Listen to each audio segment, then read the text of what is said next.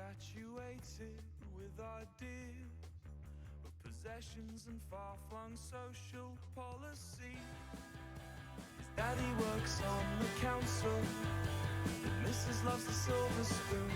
Swore she'd never kiss a Tory, but this boy was too good to lose. And I'll listen carefully, with ears pressed to the floor as you make your way downstairs. You haven't gone far to fall. Now it's red, now it's dead, now it's everything she needed. Now it's for open doors, pillows pressed under your knees. Now it's a sad, sappy sucker to ensure happy ending.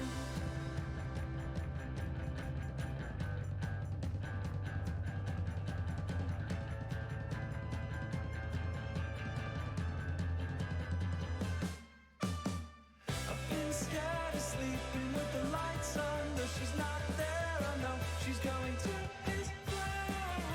A Capricorn, oh fuck that. This is sex sells and all that. I've been scared of sleeping with the lights on, no she's not there. I know she's going to his flat. A Capricorn, oh fuck that. They say sex sells and all that.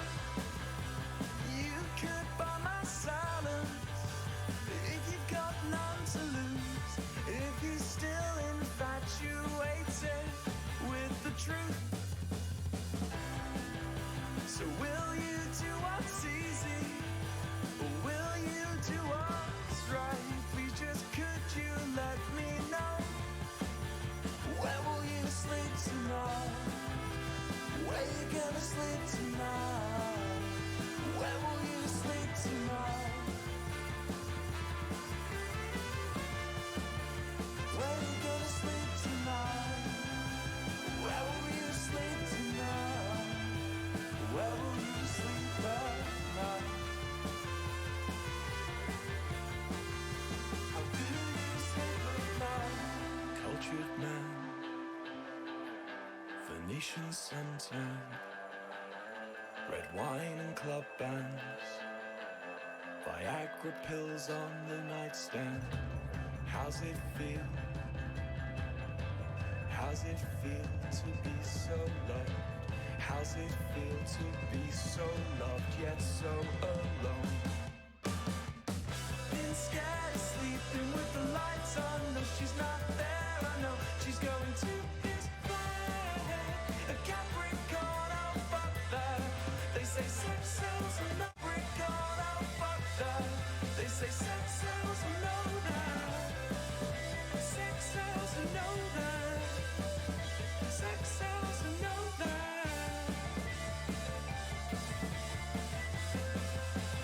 Do you sleep at night?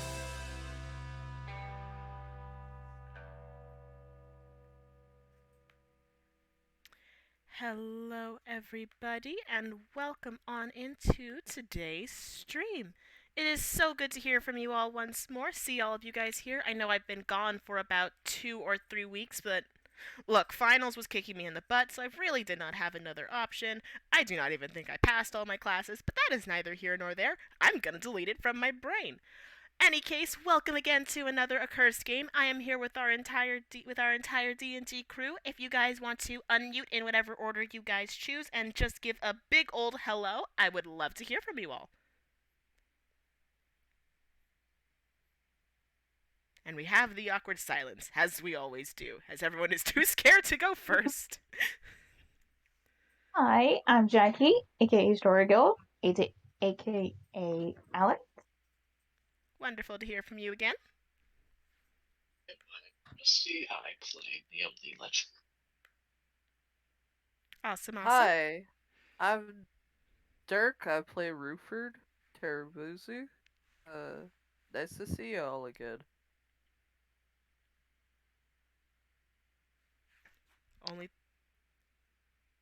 And I'm Cryptic or Atlas, and I am playing Maxwell. Only two more. We could do this. And I am Coda, also known as Anarchy, and I am playing Vic Lemaire. And our last one. That's Lumafu.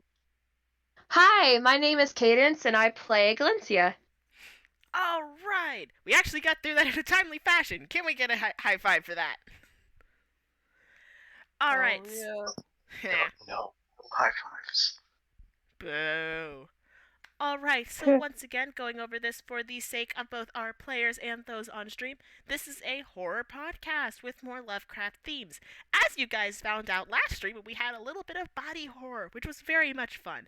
This is also the third episode in the Accursed series. If you're not caught up, feel free to go back and rewatch. This stream will be recorded on my Twitch just as every other, so feel free to catch up whenever. I should have far more stable Wi-Fi this time, so hopefully we do not have as many glitches. If we do, bear with me, I'm still trying to figure this out. But as it is a horror campaign, it is not suited for all audiences. If horror is not your thing, completely alright, go ahead and click off now and I will not blame you. For all of my in-game players and friends, there is a system all of them have in place for if the horror gets too much, their character will spontaneously faint, nothing will happen to their character will just get dragged to wherever the next location is, and they are allowed to deafen themselves to get past the scene. I do not believe there is anything else except for the fact that I am new to DMing. The rules are entirely to my own subjugation. I have no clue what I'm doing, and that is really it. So, do my players have any questions? It's a statement. That's the secret. DMs, we never know what we're doing. We just make it up as we go, but Yeah, we don't know what Nobody we're doing. has to know that. We have been given corn. Yes, the children Just have make corn. Pocket corn. Just make your players think you know what you're doing. You all know me too well to know I have any clue what I'm doing. Like the you're pocket. good at but what you're pocket doing. Corn. Yes, like the pocket cord. But jumping straight on into things, we have our turn order all preset up. And in case you cannot remember, in the last session, we had players finally meeting for the first time in what they think is a couple of minutes, but what seems to be a couple of years, maybe a year, maybe more. They have no clue. Glintium and Liam met up, much to Liam's personal pain. Maxwell and Vic met up, much to both of their excitements. Alex has been the first to witness something strange occurring, and Ruford has been standing in a water silo for about 5 minutes straight. Did I miss anything? No. I mean, you missed all of Ruford's bones basically being dust. Not Ruford, Liam's bones being dust. Yes, and then him deciding to get sassy and then all being turned back into dust. A lighter not working after trying to roll for fire. Yes. Yes, and pocket corn. Surprise attack. Pocket corn. As you all can see, I am dealing with some pure anarchist over here. And I love them, but holy cow. Call? Alright. Call? Yes, as you can see, the quite literal anarchist. Alright, so we are going to get started from top of the order. And that top of the order is our wonderful Vic and Maxwell, who are stuck together. Because, of course they are. So as of current, as I move in my NPCs, who refuse to cooperate with anything I do or say. Yeah, you thought I was in control of these guys? Nah, no control. The NPCs are just doing whatever they want. I But, think you're calling us NPCs. well, that too. But when we last saw, let me think. When we last saw Max and Vic, they were in Alex's diner, run by both Ellie and Alex. Ellie and Alex have given a little bit of insight into how things are in town, but so far it hasn't been anything too detailed. Like, they've mostly just been babysitting Vic until Max gets there. But a few hours have passed since you guys have met up again. Maxwell has gotten some food in him, and his injuries have been repaired, meaning he is back up at full health and full rest. Vic has the same experience, although Vic had full health a little while ago, so both of you two are in tip-top shape. As of now, the sun is very slowly starting to set over the town. It's very slowly creeping towards night. And as it has slowly crept towards night, you've seen many people in the diner who have either been there all day or coming and going, slowly starting to clear out a little faster than normal. The sign on the diner does say that they're open until 8 or 9, which is well past the sunset and what is presumed to be nighttime and the time when things get dark. However, people are still clearing out, making their excuses, and heading home with some level of haste. As you both have been sitting there for a good while, Ellie and Alex have both given you guys a map of the town, not a marked one, but just the standard map of the town. And you've also been given a couple of journals in hopes that you guys can maybe compile what memories you still have of the town and the place around you, in hopes of just figuring out where you guys are.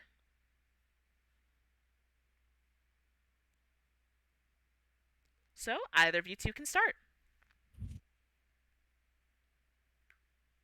So we have been given scrapbooks.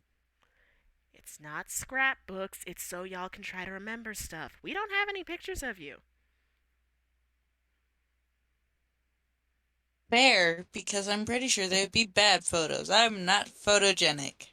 You are very photogenic, hush. Just blinks in disbelief.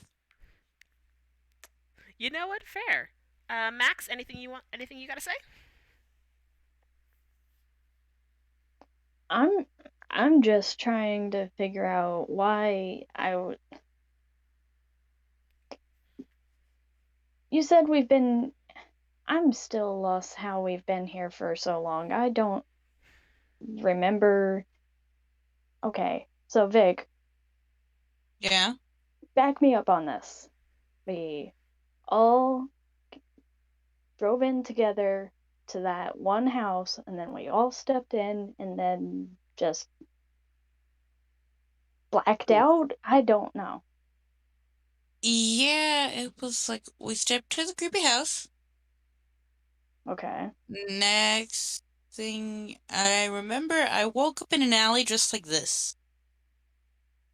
Okay, you were in an alley, and where that was about like here, like just like motioning to like part of the map.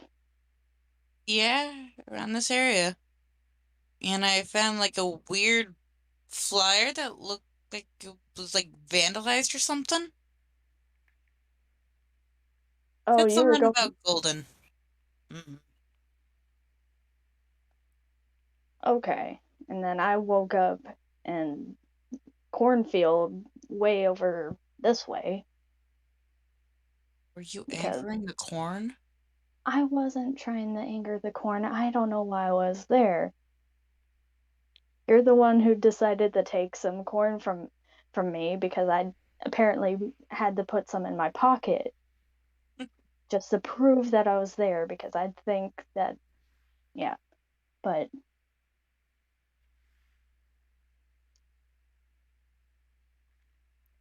you guys close later than this. Everyone's already leaving. Is Eh?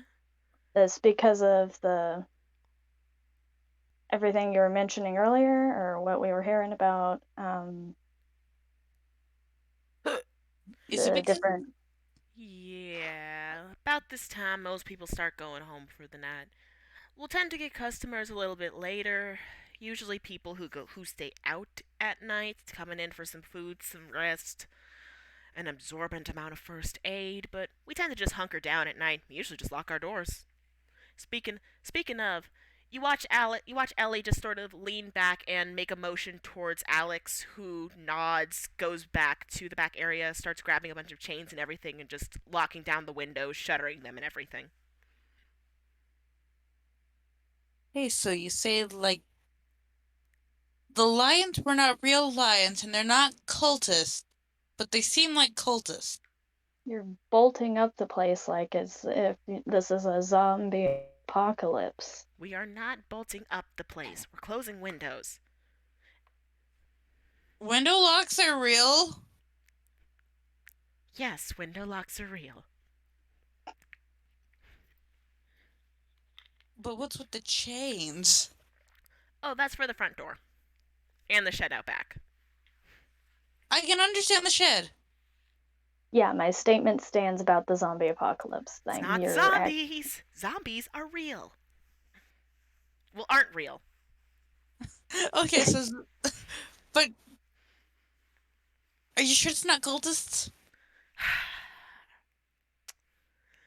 Ellie just sort of leans down on your face. Vic, if you ask if there are cultists here one more time, I'm going to throw you outside for the wolves. I do not make great dog food. Yes, I'd assume. I'm kind of and just like kind of like just gesturing to their frame like I am not a satisfactory meal even with the amount of seasoning you can add to me. Well, you never know. Anyway, whatever is out there requires all of this. Yes. All right, and we've known about this for how long? Supposedly? Well, you've been in town a year and we've been doing the same ritual for a year, so by all definitions, a year. So this is a newer thing in the sense of it hasn't been going on for the beginning of this town. Oh no, this has been going on since um and very quickly, now I get to roll a memory check. I forgot how you roll in this app. Never mind, I remember. They see me rolling. They Dayton. And I believe Ellie had a. Let's see what Ellie had on. Oh yeah, I forgot I gave them stupid stats. We'll count this as investigation. um. Oh. Ellie snaps her fingers and going, "We've been here since And you see sort of her eyes slightly haze over before snapping back. 6 years. Alex, we've been here 6 years? And Alex just like perks up. No, you've been here 6 years. I've been here 4. We've been married for 3. Right. Yeah, it's been here since we've moved in, and the older townsfolk said it's been happening since forever. Okay. That was going to be odd if it was happening since we showed up.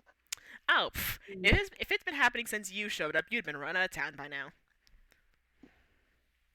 Okay. I'm surprised I haven't. I mean, I look like this. Oh no, they love you. Look, the town loves someone willing to help out. And you are very willing to help out. Fair. But, like, so what is the main thing we have? Is it just, like, some weird Voldemort shit we can't talk about? What? Like, because you keep changing. Like, you go from calling them lions, wolves, sharks. Well, it's a shark if it's in the water. It's a wolf if it's average sized, and, Alex, when is it a lion? If it breaks a building. Yeah, there. Are you sure that's not Godzilla? We don't have Godzilla. I think. Has Raven ever called anything a Godzilla? Nope. Yep, see? Nope. Okay. So there's mysterious creatures that can occasionally get up to the size where they break buildings, but they're not Godzilla. They can swim and make you dog food. I'm very unclear what part of this is hard for you to understand. My existence. Well, that one is very fair. I'm not going to deny you that one. I'm very much not going to deny you that one. Vic looking at Maxwell just like,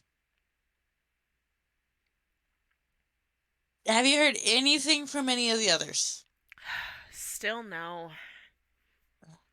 I tried calling him No, again a couple times, but still nothing. no luck, really. Like, it, are we sure they are even in town? You brought up Like, Fox News. true. Still don't get why you have to call them that, but okay. If you've seen him, Yes, he looks like a but I'm Fox not News gonna. reporter. You know what? I'm not gonna get into that argument. Like, has anything been heard about Prim? Because all we have are like the maps and her horrible handwriting. We haven't heard from Prim in a good month. Long before you all went missing, too. Wait, we went missing? Yeah, about. Um, I don't remember how long anymore, but you all went missing. Well, maybe that's why you were in the corn. There's Looking at still corn Maxwell. out there? I was in the cornfield, like way up here. Like, listen, it was like pretty barren kind of cornfield, except like one little spot that I was in. Little ominous, not gonna lie.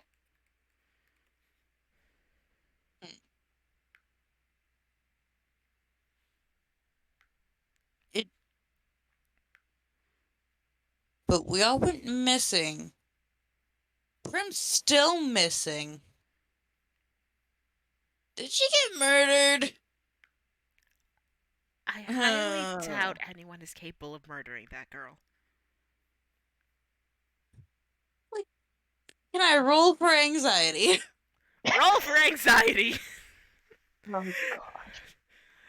What would anxiety be under, or just 1d20? Just roll me a d20. I think we roll every day. Ow!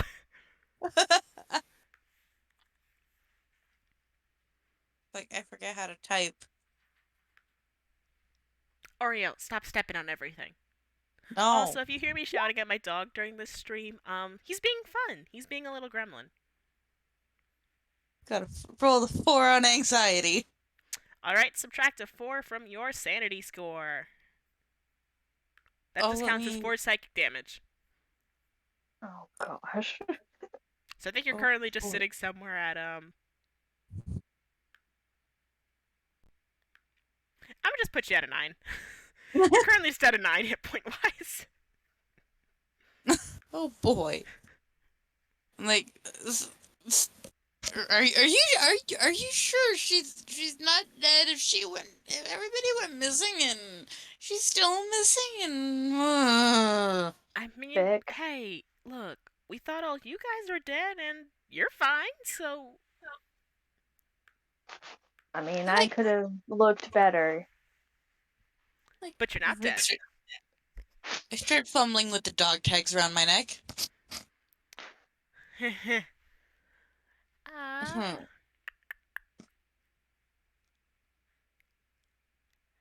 Ellie just sort of looks over and she notices you getting nervous and all, and just very quietly goes into the back. And she comes out with a small mug of tea and just pushes it towards you. Here, drink.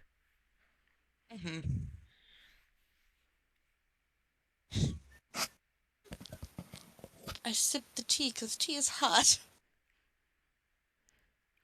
She just like casually watches you sipping the tea, very carefully out of the corner of her eye.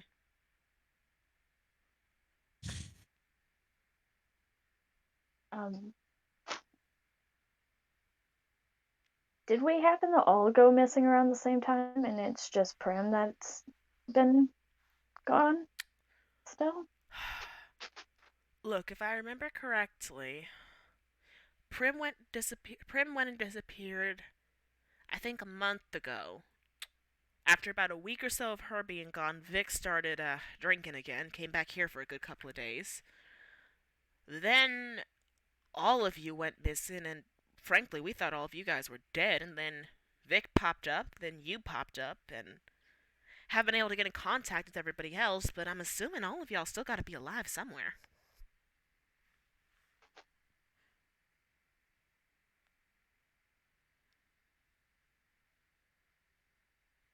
I'm typing. Oh, A vibe.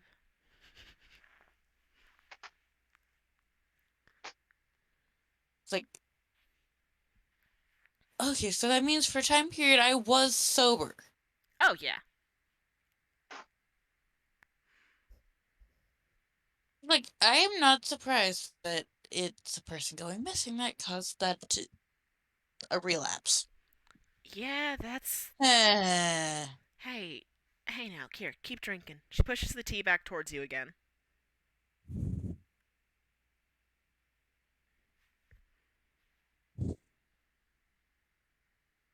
can I make an investigation roll just because I don't know. I'm just getting odd vibes about On what? this situation.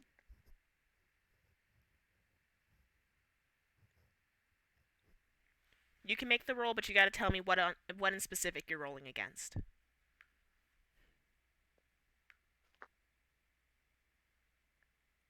I actually just want to know if I picked up on like the little like subtle like hints of like kind of the tea and stuff being kind of like I don't know. It just is me. You want to roll specifically And on the cup of tea.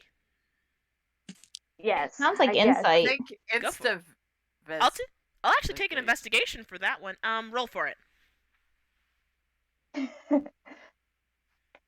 Bad choice. Not actually. Yeah, hang on. Computers like to hiss at me. Hang on. Look, just because we mentioned tea doesn't mean the laptop needs to imitate it. Hey, tea I is want great. How dare you? No, the laptop's sounding like a tea kettle. Mm.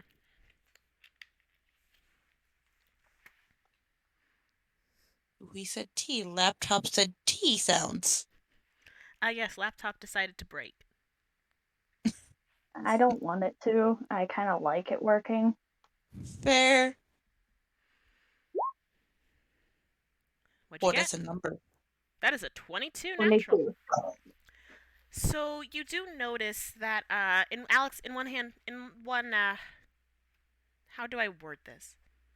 So when you look into the tea mug, you do notice that it has a wider base than normal, and you notice there are actual tea leaves still sitting in the bottom. Off to the side of Ellie, you do notice a loose leaf tea bag as well as a tea box, but it seems to just be a very standard box of tea. Nothing seems suspicious about the tea, nothing seems wrong, nothing smells wrong with it, but you do notice she continues to glance down at the level of tea that's left in it. So right now Vix is about halfway through the cup and she keeps just constantly glancing at it.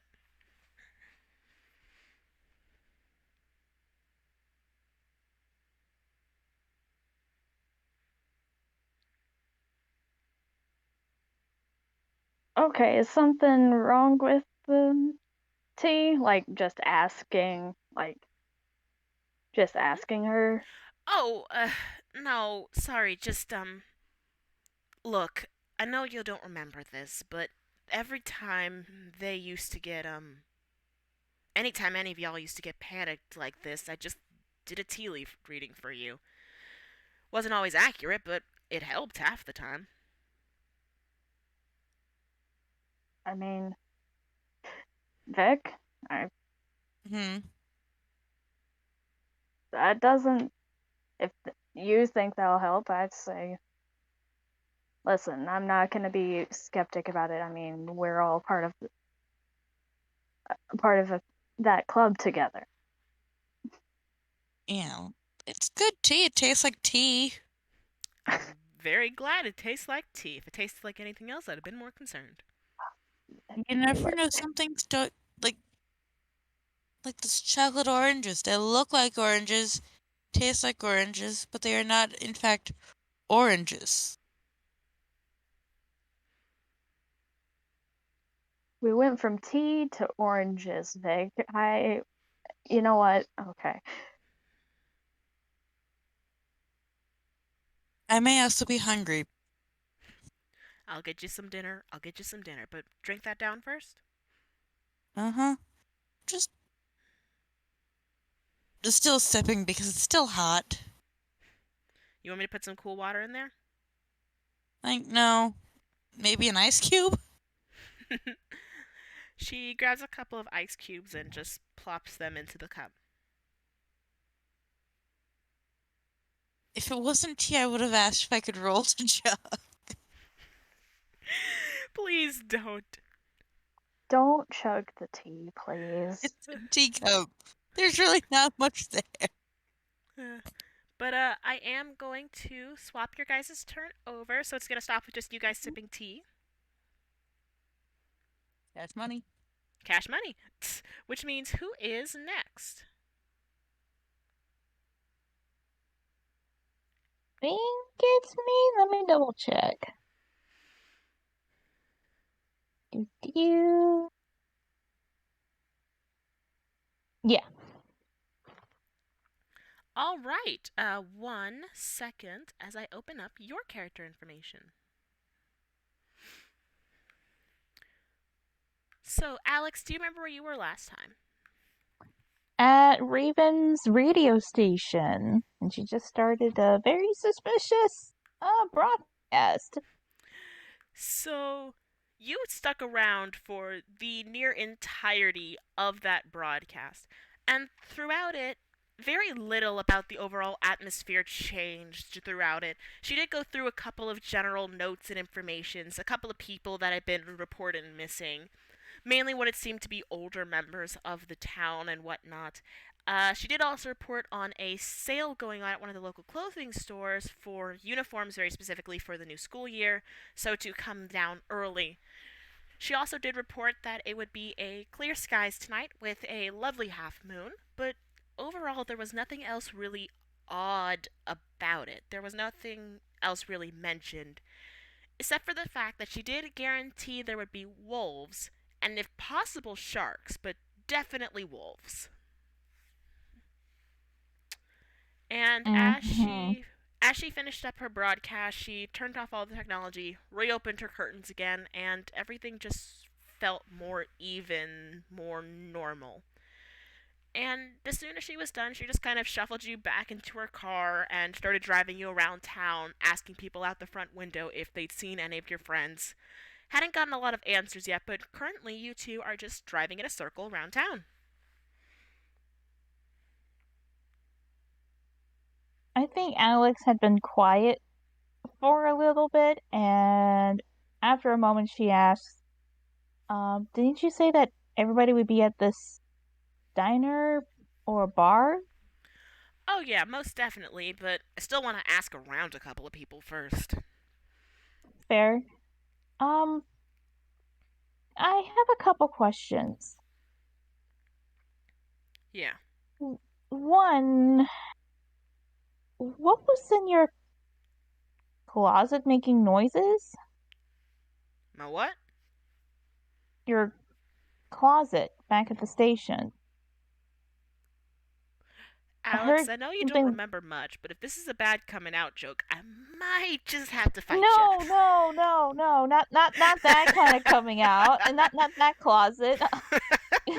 No, I meant in the actual physical closet. I heard a flapping noise. Do you have like a pet bird or something? I do not. I also do not Do have a I? physical closet. So I'm not sure what you were hearing. Mm, out of character. I'm pretty sure Alex. I thought that was a closet, and she heard flapping noises. Roll for investigation or roll for insight if she's bullshitting you. You've known her a little bit longer, so it won't be at a disadvantage anymore. Okay, cool. So I'm gonna roll. Okay. Okay. The closet. Let's see what we have. Oops. I don't think I typed it in right. Oop. It's always a different rolling system for every device.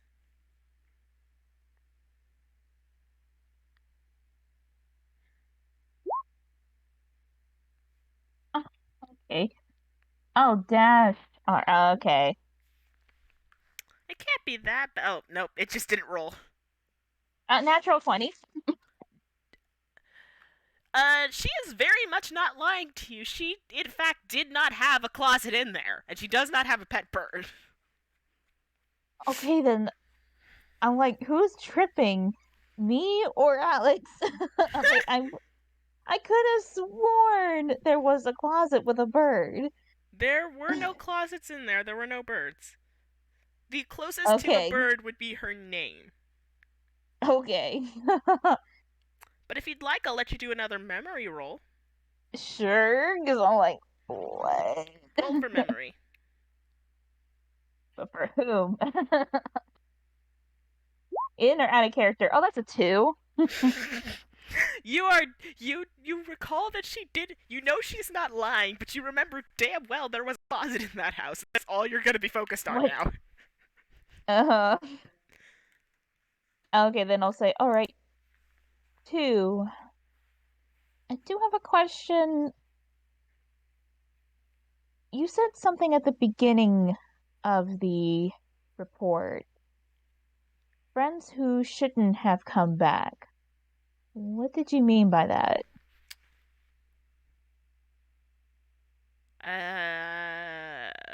No clue. I'm not gonna lie to you. I tend to black out when I do reports, so I don't remember anything I said. Yeah, your eyes went white They did? when you began your report. Oh, Yeah. that's new. Yeah, at least I could see. I think I could see. I don't know. It was kind of hazy. Are you clairvoyant? Define clairvoyant. You can see things before they happen. Nope. Do I believe her? Roll for it.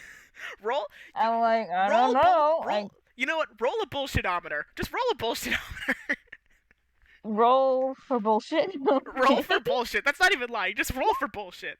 Oh, that's a 15. So it's a solid roll. She is technically not lying. Actually, let me think about this. To that 15, add whatever your arcane boost is. Oh, plus arcane. Okay. The arcana, which would be. Do I have a +5 on arcana? Wow. Yep. Oh, wow, nice. Okay. That's a natural yeah. 20. Well, not natural dirty 20. Yeah. Dirty 20. You stare as she says, as she just says sort of like no, you stare at her for a minute and a very familiar feeling to when you were in the school office hits. You feel your mind sort of haze as you continue to stare at her, searching, thinking, trying to figure out something, some point you're missing, connection to some thread, and in the back of your mind, you know full well that technically she is not lying. She's not being entirely truthful, but you're not wording something right. But as you sort of haze off, she continues to stare at you for a minute. You continue to stare at her. And then she once again flicks you in your forehead and snaps you out of it. Ew. Ow. You have got to stop the staring game. It gives you headaches. Well, I can't help it. How can you help staring? I'm not that cute.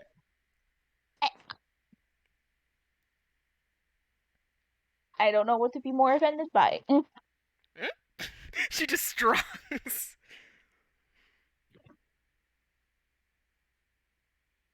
Well, okay, the reason okay, I reason why I ask is because, well, it's something that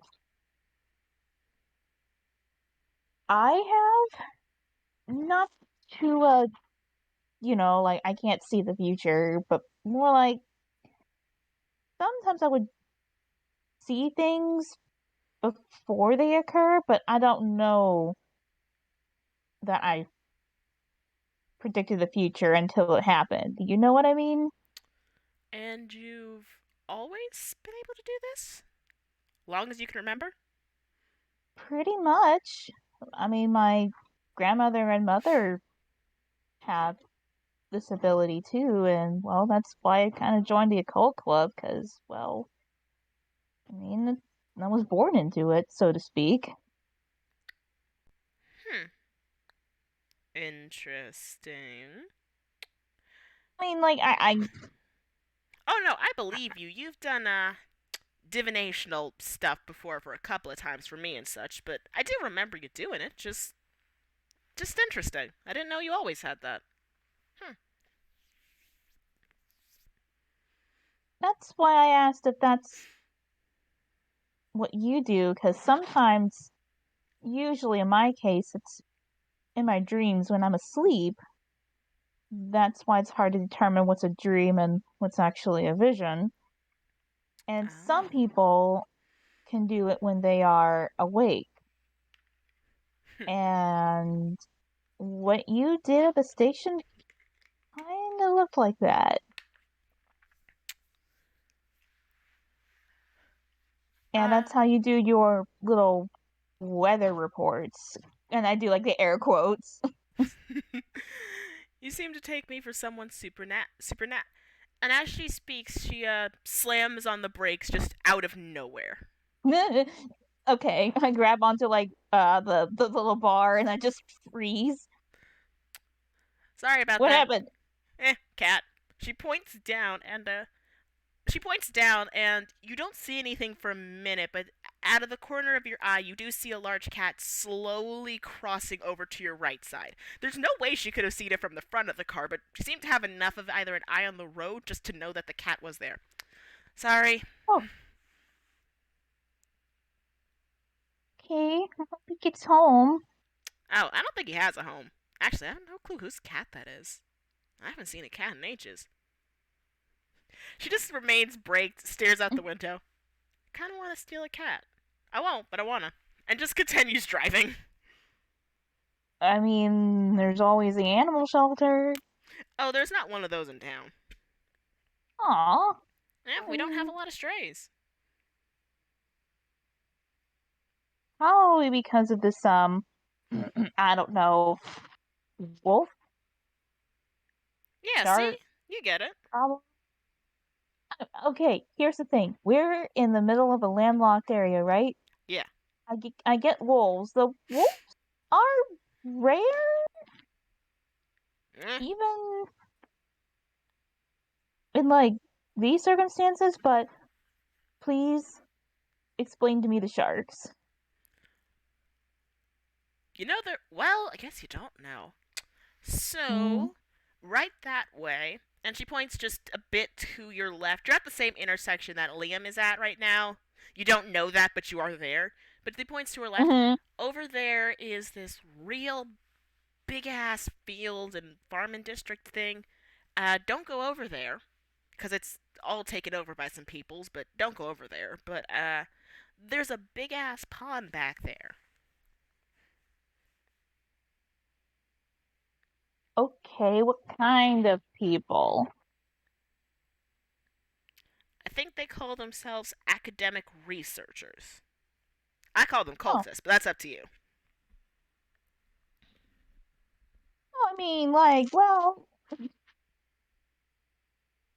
there's a big difference between being an academic and being an occult. Yeah, I know. I stand by what I said. I mean, fair, but okay. And they're over by that pond, okay? So you're telling me that they the sharks come from the pond, a freshwater pond. Yep, Sharks are salt water sea creatures yep. in the ocean. And lions are from Africa. What's your point? Okay, alright, I'm trying to piece together the story here. Ever heard of a say but don't say? He who must not be named, that sort of thing? Or an open secret. Exactly. I'm picking up what you're putting down, but I'm not liking the shape of it. Well, moral of it is, if we don't find your friends, you just hole up with me for the night. Deal? I mean, deal. I mean, without my memories, what else is there to do, you know? Don't say that. You could always go back to the school. She just gives No. you a giant smirk. No. Hey, I didn't say it. You never liked him. I tried to tell you to quit for years, but someone doesn't listen to me. Oh, okay, I'm yelling it past me, then why the frick do I work there? I think it was It just sounds like easy. it sounds like it's a part-time thing, because I can understand where, I can't sustain myself by just working at the radio station, so I sub part-time or vice versa. I mean, I get it, but Yeah, we don't really get to pay a whole lot. Mostly I think I was just buying you food. It worked, but still. You were just subbing. hey,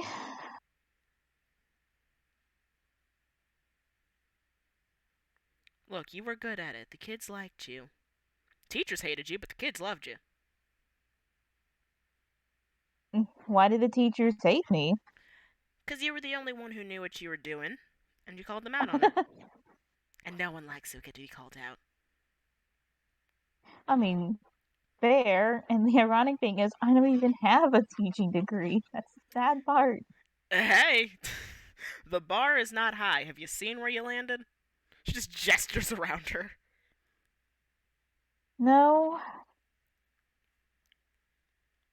but I guess past me looked around and thought maybe I could help.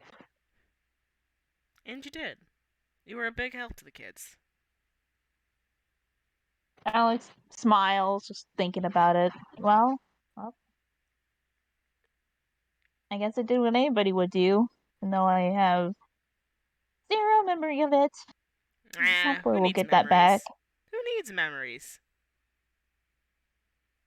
I would like to know Look, some things. take it from me. Memories are just a hassle. If you don't have to deal with them, don't.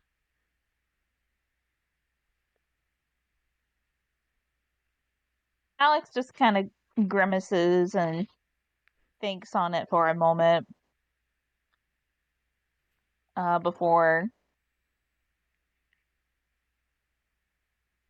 she finally says, "Okay, one more question about the sharks.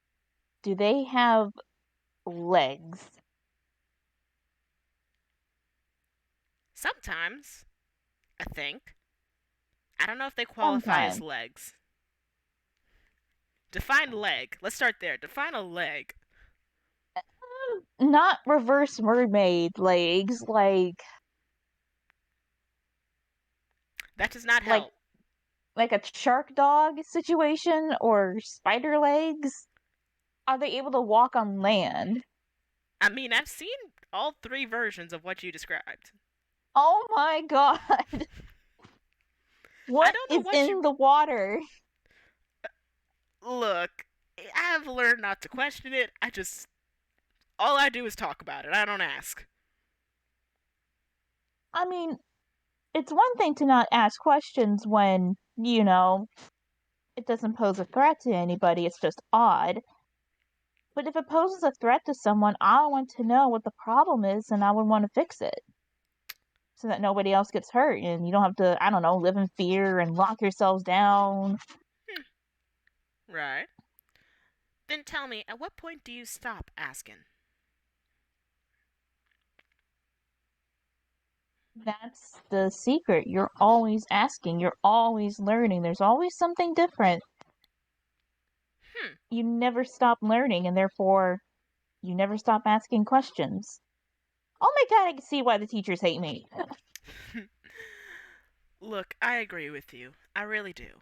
And I support you in it. I genuinely do. But all I'm gonna say is maybe that's why there's a gap in your brain. Hmm. Some things The just only thing don't like to be known. there, the only thing that I'm kind of thinking on is that when we entered the abandoned home, somehow my associates and I went into a time warp, and when we came to, we awoke, quote unquote, a year later. Alex, I still think, are you sure you're thinking of the abandoned home here?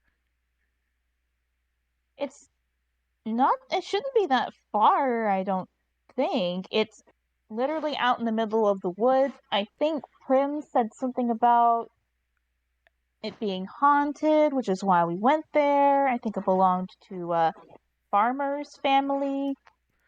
It was in the middle of the wood, and it took like 15 minutes to drive through the dirt road. Does that sound familiar, vaguely? Roll me an arcane check. Okay, cool. Okie dokie smoky.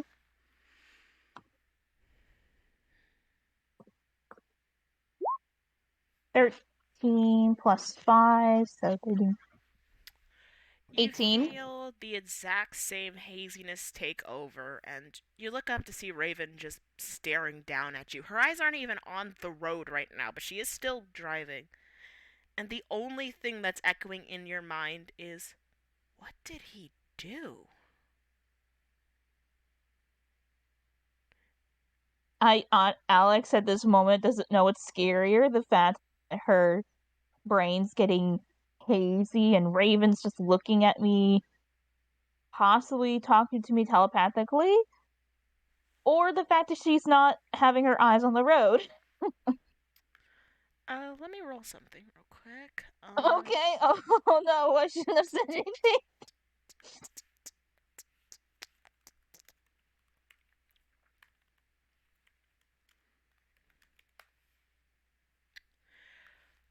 That house, it was in the middle of the woods.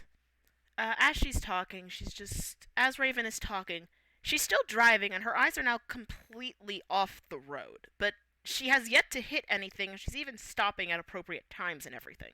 But her eyes are not on the road in the slightest. She's just now staring you down.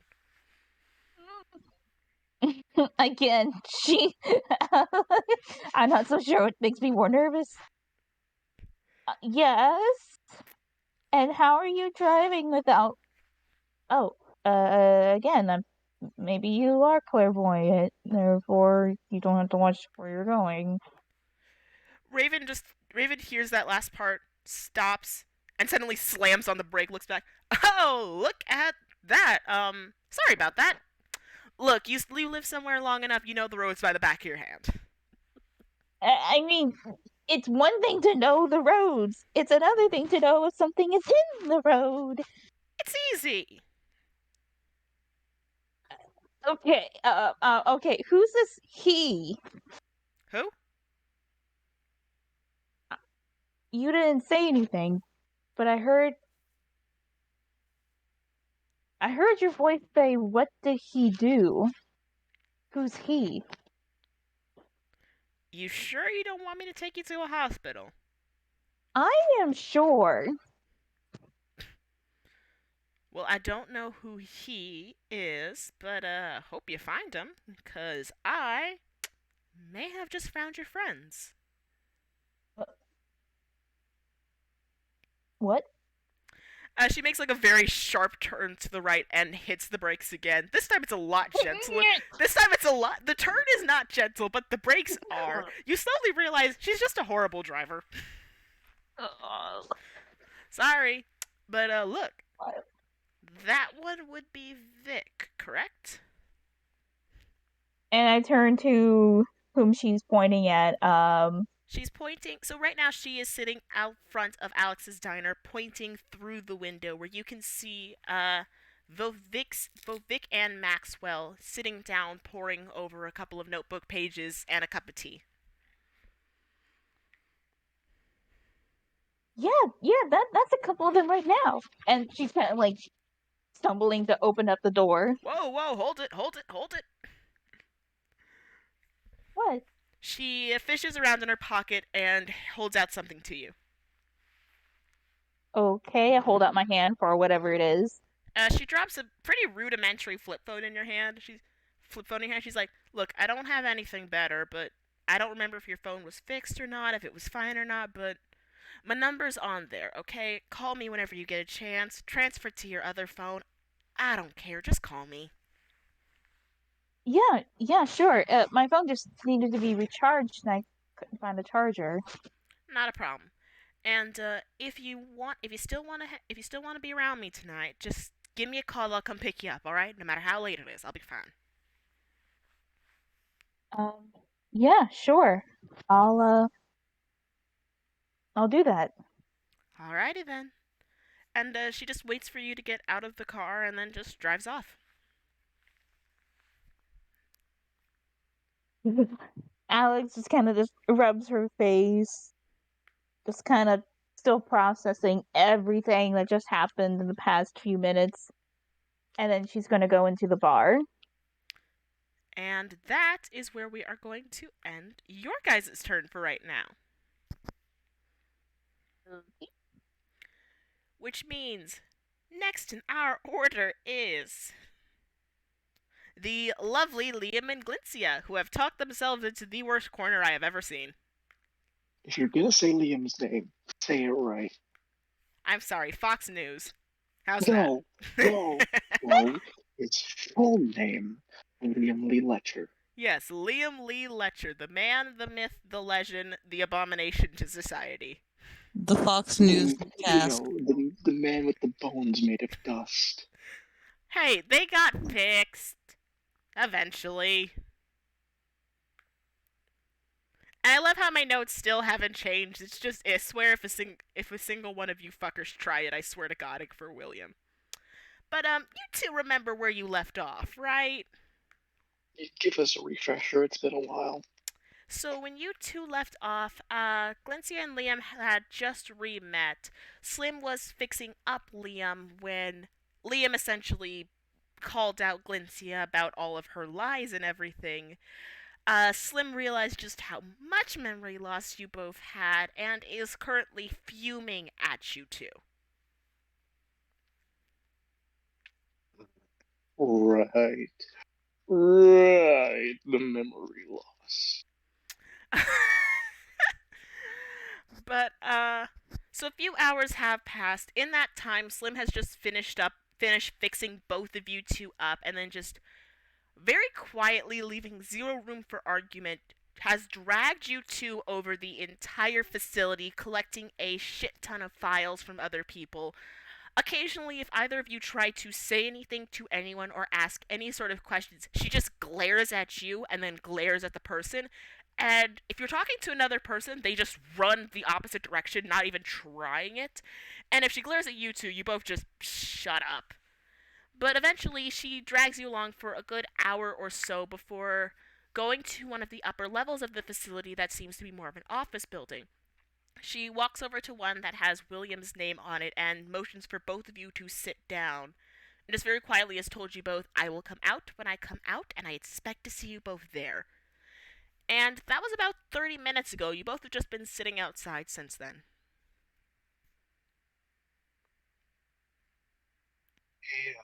Hey, Glentia, you want to try and make a break for it?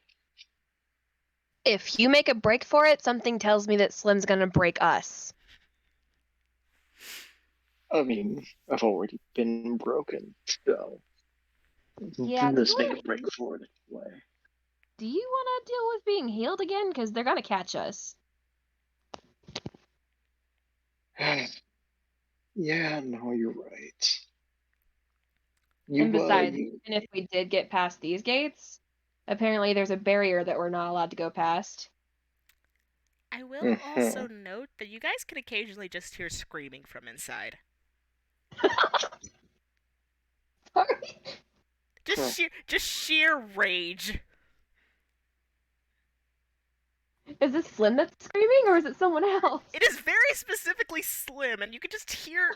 You do not understand any of it, but she is livid. Oh no. So, yeah, I feel like you might be right. Let's just stay here. Yeah, I don't think they're planning on. Well, okay, I might take that back. They might hurt us, but they're not gonna kill us.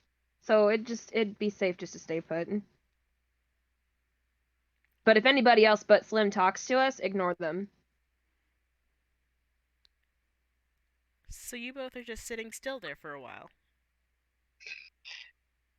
Well, Liam reluctantly sits still rather than getting the big scoop. Makes sense. Glyncia.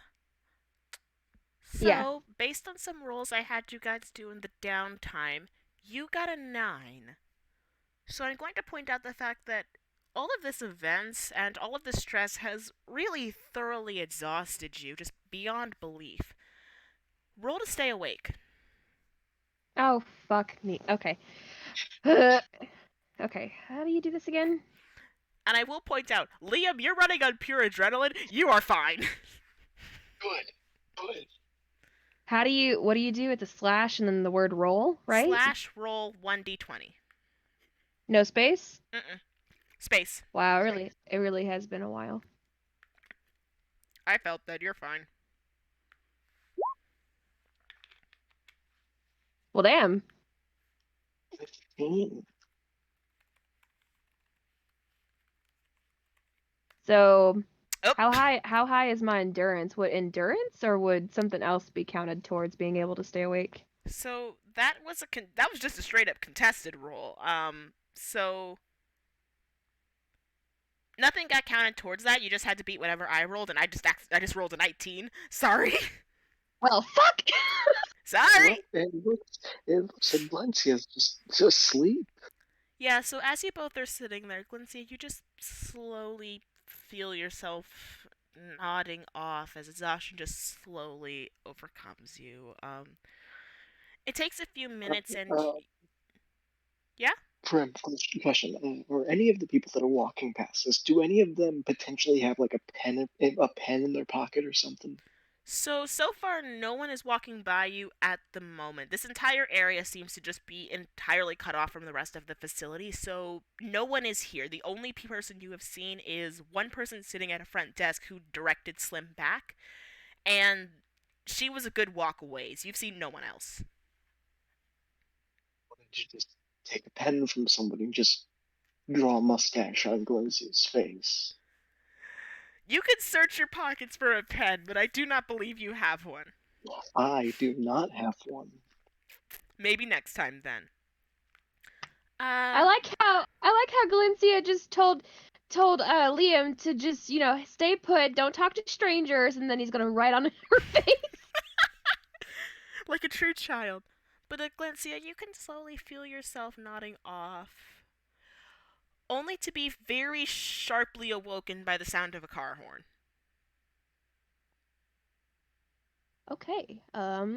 Loud sounds don't go very well for Galencia, especially when sleeping. So can I roll for like a keeping my cool, whatever that is? Composure? I'm gonna call that intimidation. Roll for intimidation. I'm gonna do a counter roll, and we're just gonna see how well that pans out. It's very possible Galencia could like fling out and just like smack Liam because of shock. Okay, but the thing is, if she does try to smack Liam, I'm going to roll to block that slap. Yeah, feel free. Look, just roll for it. We'll see what happens. Okay. Well, fuck. That is it. You're rolling. So, is she gonna wake up all panicked and shit then? Yeah, you absolutely do not keep your composure or anything.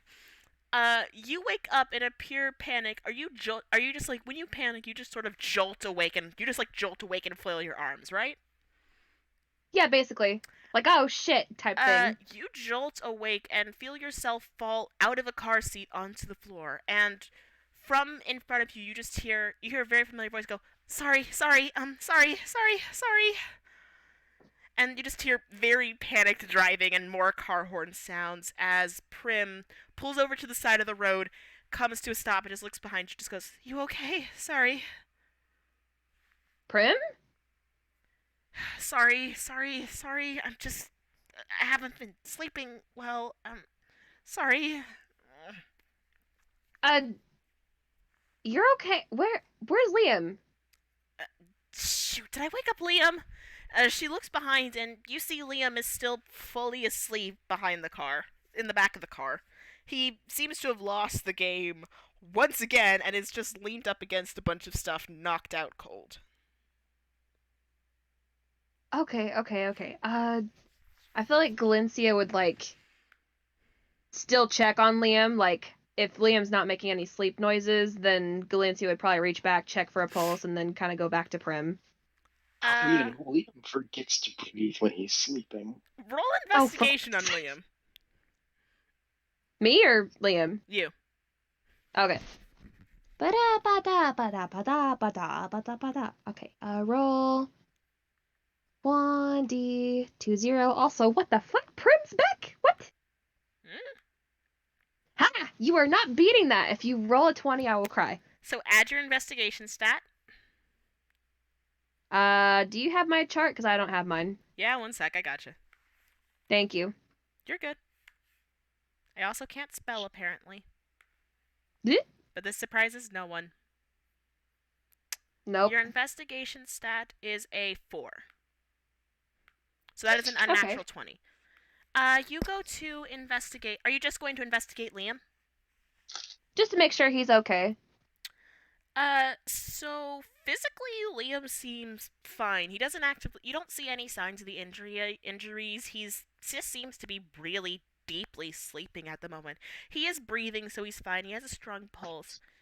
But you do notice he has ridiculously dark bags under his eyes, and he is knocked out cold as though he has not had sleep in days. Okay. Prim? Yeah? How long have we been asleep? I mean, you guys kind of passed out somewhere in,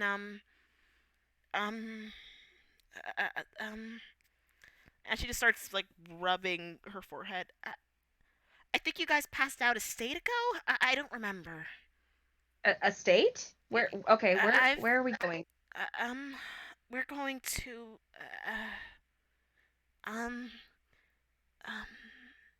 she's just, like, pinching at the bridge of her nose. You do notice her hands are slightly shaking as she just pulls out this notebook and starts wildly flipping through the pages in the loose leaves. I think our next trip was to Kentucky? I think we're going to Kentucky next. Yeah, that's right, because I'm on the road that'll take us from Virginia to Kentucky, so we're going there next. Okay, do you want to pull over and maybe get some rest? You don't look so good. No, I'm fine. I'm fine. I'm fine. I'm fine. I'm fine. Prim, you just said you're fine like 5 times. Yeah, I'm fine. That usually means you're not fine, not fine. Look, I just want this to be over, okay? That's all. Oh, okay. Well, let's get to Kentucky. Funny. Well, can I have Liam wake up? Unfortunately, no. Liam's not conscious in this dream. Oh. Liam's not a part of this memory.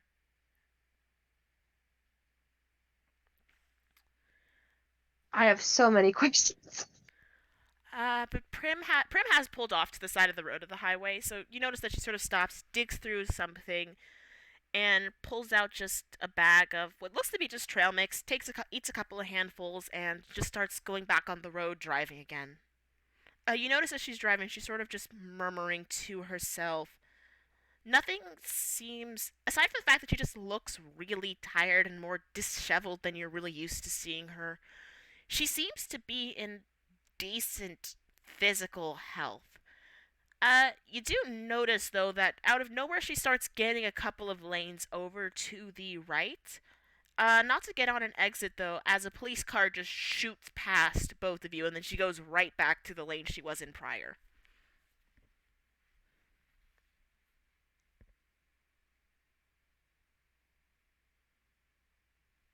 Anything to say? Your voice cut out for like the last two sentences on my end. It was like a digital glitchy. Could you say the last two sentences like one more time? You do notice that, while she does seem physically fine, she suddenly glances up into her rearview mirror. You don't hear anything. Um,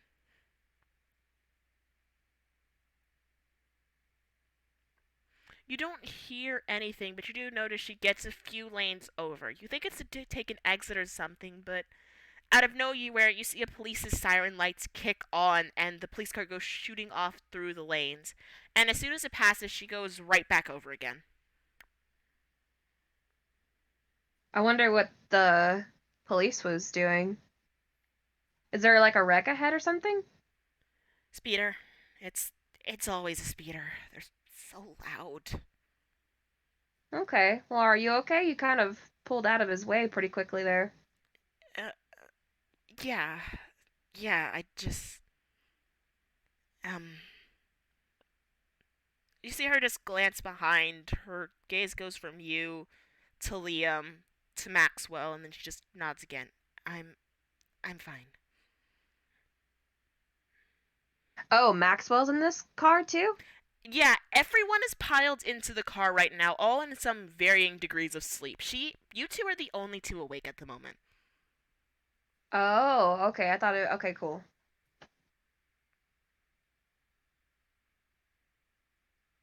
So, want to tell me why we're going to Kentucky?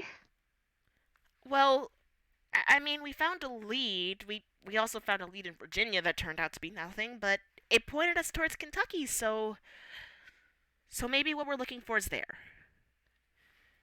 Okay, well, I'm down for whatever, but seriously, the second you need a chance to breathe or take a nap, I can drive. I know how to get to Kentucky. It's fine. I don't want to sleep. What's wrong?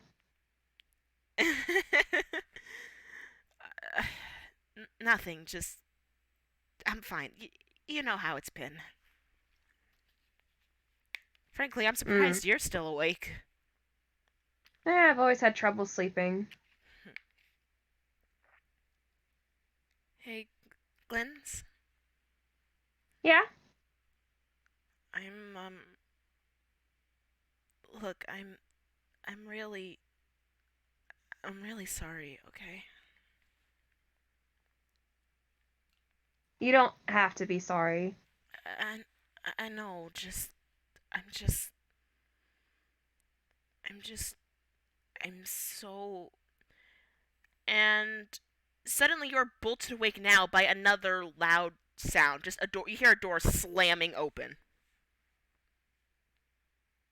Okay, am I waking up next to Liam now at the Slim and everything, like that area? You wake up again next to Liam. You see Slim standing. You see Slim standing across, glaring in the door, motioning for both of you to come inside. Okay, since Valencia does not wake up very quietly. Oh, okay.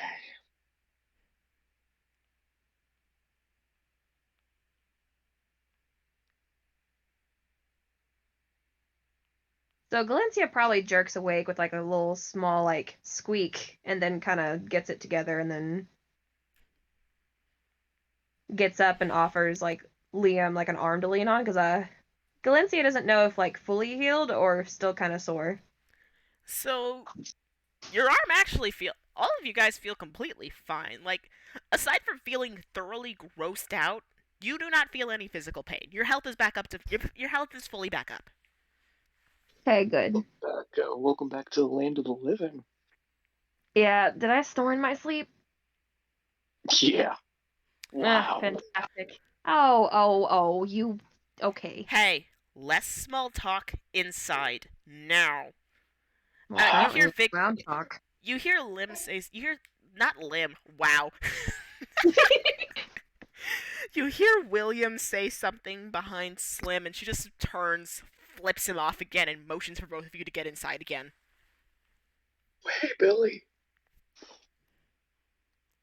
He just sort of looks up at you and just chuckles. You do notice that he has the same pile of papers that Slim had been carrying around a little earlier, and he's just absent-mindedly shuffling through them.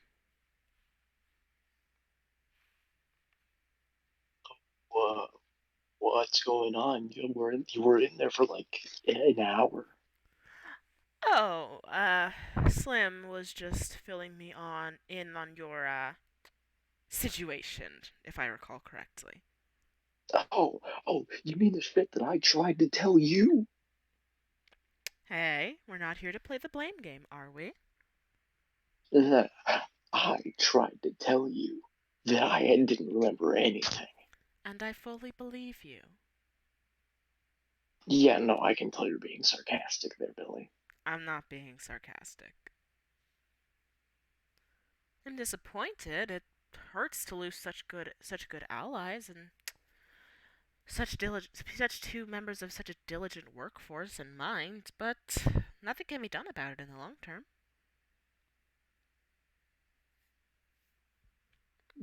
Can Galencia hear this? Glencia, you're standing right next to them. Okay, cool. I don't know. Billy, you're sounding kinda sus. You never change, do you? I don't know. I don't know. Do I? Sit. And he just motions to these two chairs in front of him. Galencia just sits down, not saying a word.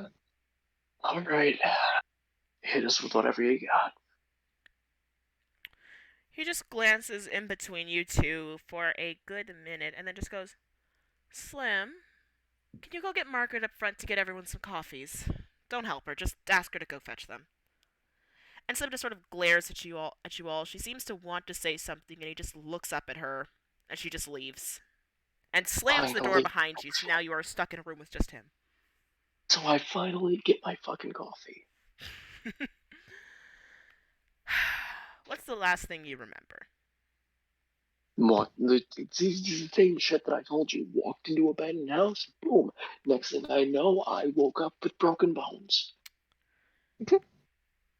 Tell me, do you remember the house here or the Claremont house? I don't remember what it was like. I think it was the Claremont house. It was old, abandoned.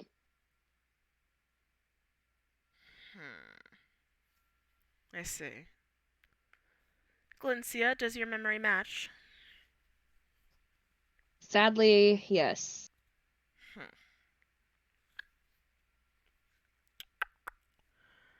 If I recall correctly, when I met you two, you told me about the Claremont house, but in the frame that it happened something close to 9 months ago for you both.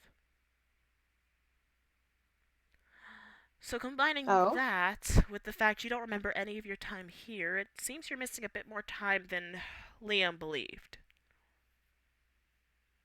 What do you mean? Liam, you don't remember anything about this town. Oh God, no. But you also don't remember anything that happened before you arrived here. You just remember the Claremont house. I remember walking through the threshold of the doorway. Next thing I know, woke up with broken bones. Glencia, you're the same? I mean, not the broken bones part, no. But yeah, walking through the door, waking up to faces that are unfamiliar, and I may have not made the best choices. Well, we could all put those behind us now. I assure you, we're not upset. Ingenuity and that kind of thinking is what gets people far. You know that. Being able to make the worst out of a precarious situation with people we don't fully trust. Now, I don't trust you. Good. I'd hoped you hadn't lost that part of yourself. He very slowly stands and moves over to a filing cabinet, shuffles all the way to the back of one of the drawers, pulls out something, and sticks a file down in front of you both. What is this? When you first arrived, I asked you to keep a written record of your experiences up to the point when you arrived here.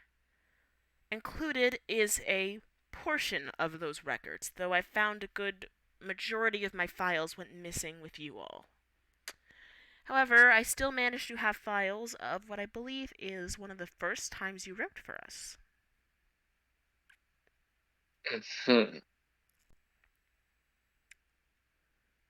Go ahead and open the files if you want. Is there one for both of us, or is it just one file? You both have a file. Oh, okay. Then yeah, Glencia just goes for it. Yeah, and so does Liam. So, Liam, yours is marked for about a year and 10 months ago.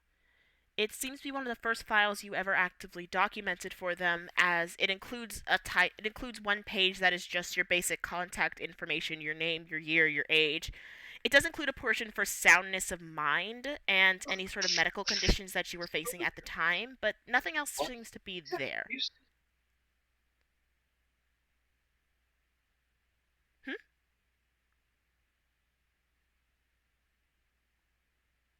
Hello? I'm here. Liam died. I don't. Oh, Apologies. Liam died. He back. 50 million broken bones later. But, Liam, you do see that this page is dated for a very long time ago. However, it seems to be an older file.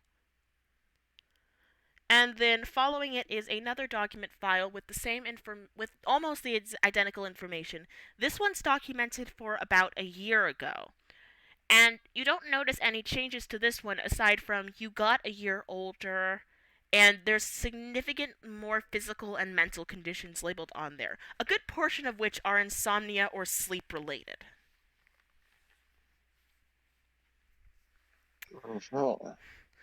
I regret to say the only information I have on you, Liam, were just a before eval and a current.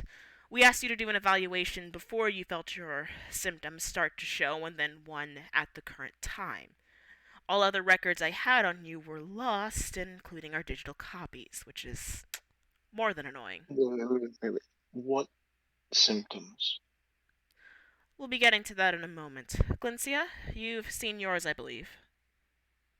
Yes, and some of this I remember talking to Slim about. So, Glencia, opposed to Liam, who only has two evaluation forms, you actually have a small page write-up. The write-up doesn't go into a lot of great detail. It seems to be sort of a useless paper file.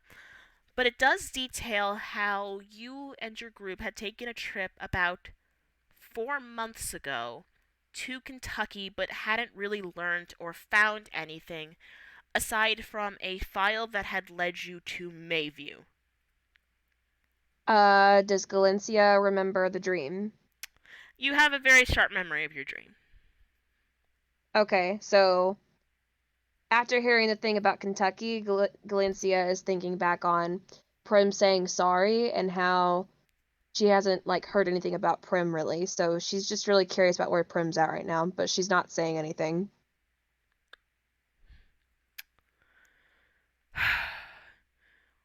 When we found you both, you'd been... Actually, when we found your entire group, you'd been struggling with a certain affliction we've come to take note and a great interest in researching. The symptoms usually start for a good long while before manifesting into something unique. From the looks of it, neither of you have experienced the more uniqueness of it, but you'd all been experiencing symptoms for about 6 months. If I recall correctly, by the time we got our hands on you, only 4 or so of your group had properly manifested. 3 of you were still severely struggling. Liam, you were one of them. What do you mean? Have you felt anything odd happen outside of your memories when you interact with people? No, not really.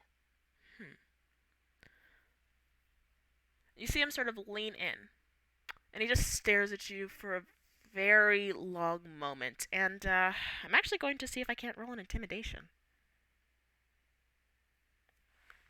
Can I roll counter intimidation? Yes. Good luck! Alright, fine. The thing is, though, I have proficiency in my intimidation. So does he. You're Oh, beating a fuck. 25. Good luck.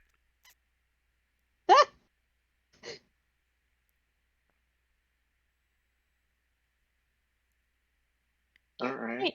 It could happen. You never know. It could. Oh. Oh no. That's an How could 11. How could I Not get a today, bad though. roll? You. Not to. He just very carefully, leans in, staring you down for a good long minute. And you feel a very similar sense as to when you have done something when you were younger and got an extreme amount of trouble and had no power to fight against it and were just waiting on a verdict of punishment, as he just stares you down with such a fierce intensity. Please stop the staring. Huh. He just sighs and very slowly leans back.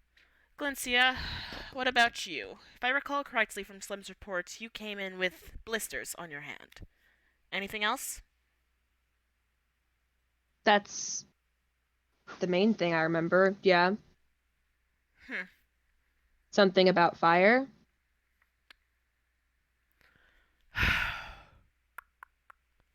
Well, that puts me in a far more difficult spot then. You just hear him sort of tapping his foot as he sits there and thinks. Essentially, Wait. Hmm?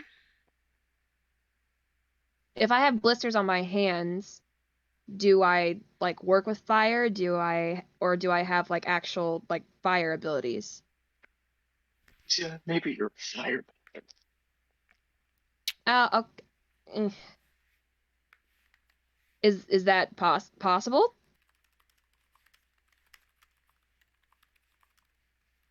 I was being sarcastic. He continues to just stare the two of you down in a good deal of thought, glancing in between you two.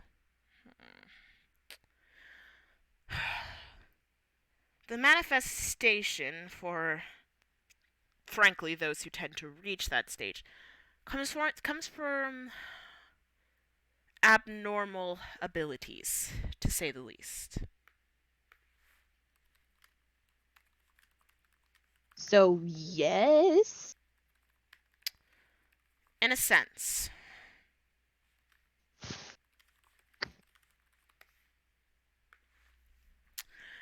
For example, I believe you all saw Dr. Devon's abnormality. She suffers from a very similar case. From what we notice, symptoms usually last about half a year. They're simple in tone and taste. Lack of sleep, hyperparanoia, hallucinations. Occasionally, they can result in far more severe physical injury, sleepwalking, and the likes. However, it's when they hit the abnormal stage, people tend to have worse symptoms. Now, luckily, we managed to get our hands on you before they went any farther, but there doesn't seem to have been much remembrance of them.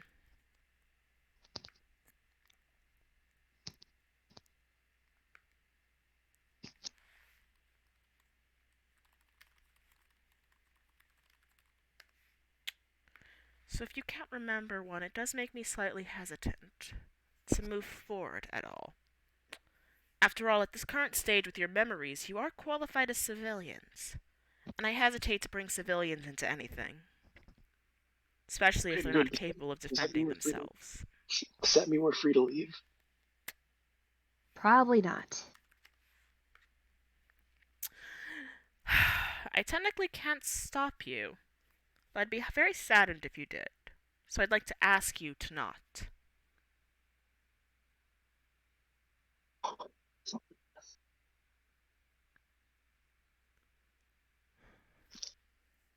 Fine, but where's my coffee? He sort of glances at the door behind you. Slim should be arriving soon. Shouldn't be that much of a problem. You both wait here. I'll go see what's holding it up. Okay. He just very slowly stands out from his desk again and leaves the office once more, shutting the door behind him. You two are now alone in the office. So I know you were being sarcastic, but I don't think we're anywhere near normal. Are you kidding me? We are normal. The only thing abnormal about us is that we're interested in the occult. That's it. Well, maybe we did something and it messed us up. Like maybe we found something or discovered something and wait, that house. Now you're talking. And To I be write honest, for conspiracies.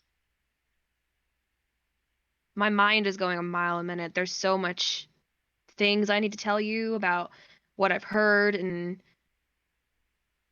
I don't know if we have enough time to talk about it. Let me live in ignorant bliss. Do you want to? Wow, you actually don't want the scoop for once? No. God, no. Not about this. This is too much. All of this is too much. Okay, well, do you want me to talk to them some more so you can have a chance to recollect, or? Yeah, like I said, ignorant bliss. Okay. Anything else you two wish to do? Nah, Liam's good. Yeah, Galencia's good. Besides, can Galencia, perchance sneak the, if she's not permitted to take the file with her, can she, like, fold it up and take it, like, on her person? I will let you try. Do me a stealth roll. You have advantage Okay. since there's no one else in the room, so roll twice. I mean, there is somebody in the room. Liam is. Okay. Oh, no. Well, then roll just no. once. Actually, no, let's say this. Are you trying to get this roll past Liam? No. Well, I probably should, but no. Liam's not gonna care again. Ignorant bliss. Yeah, but you might accidentally blurt it out. Then is Liam going to help? Yes, Liam's gonna help. Okay. So that's an assisted roll. So Liam, add your stealth to Glencia's and roll for it. Okay, I'm fucked. My stealth is a +1. Glencia, what's yours? I don't know. I don't know what sheet it's on. Check your sheet. I don't know where my sheet's at. I've just been kind of. Okay. Like every time we've played, I've just been letting you find it because I don't know where exactly it's at. Your stealth is a 5. That is a specialty of yours. Oh, okay. So that's 6 8 plus plus 7. 5. Wait, go on, don't forget. Since she's proficient in it, add her proficiency bonus. Ah, yes, that's true. Oh my god, I might die. Your proficiency bonus is a 2. So that's an 8 plus 7, which is a 15, plus a 1 is a 16. So are you just grabbing your paper, or are you grabbing Liam's too? I'll just ask Liam. Liam, do you want to take your papers with you? Yeah, sure, take them. Okay, then yeah, both. You manage to slide the papers out and fold them and just hide them in that little sewing tin kit that you still have on you, and close the folders so that nothing seems to be missing from inside of it. You did a very good job at this. And perfectly in the nick of time as well, as William opens the door again, with Slim following in tow, Margaret, who is the woman you saw at the front desk, is carrying just a small thing of coffee and mugs, and passes it around to each of you. Slim having one as well. Glenn won't drink it. William sits back down at his desk and looks over at you two, and just chuckles to himself and just goes, "You know what this reminds me of?" What? Slim. And Slim just looks over at him. "Don't call me that." Then Miss Devons, you remember the lake incident, don't you? The what? The lake incident. And the two of them just share a look between each other, and Slim just rolls her eyes. "Oh, you mean that time Glencia fell into the lake? Yeah, of course I remember that one. Why? Tell them about it." Shit. And she just William just motions to Glencia. I'm going to make note that William has rolled an 11 and an 8, so at the mention of this, Liam, you feel slightly intimidated, but not to a high degree, just incredibly uncomfortable. Glencia, you don't feel intimidated at all by William's words at the moment. But as Slim starts to speak, you feel intimidation and fear slowly start to build up on you. She just going it was one of the first patrols I took them out on. And something had decided to be in the lake that day. Another shark attack, I think the idiot on the radio calls them. Any case, they were both supposed to stay away from the water, but for whatever reason, Glencia started getting closer to it. And then she got dragged in. Frankly, I don't think we found you for a good 5 or 6 minutes. I was convinced you drowned until your hand started popping up above the water, just waving frantically, trying to get someone to pull you out, and by the time you did, well, you were mostly fine. Only had to flush your lungs twice. Can I roll for Glencia keeping composure? Yes, roll for Glencia keeping a composure.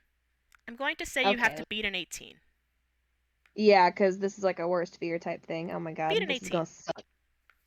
This is gonna suck. Watch it be a 1. I'm gonna just die.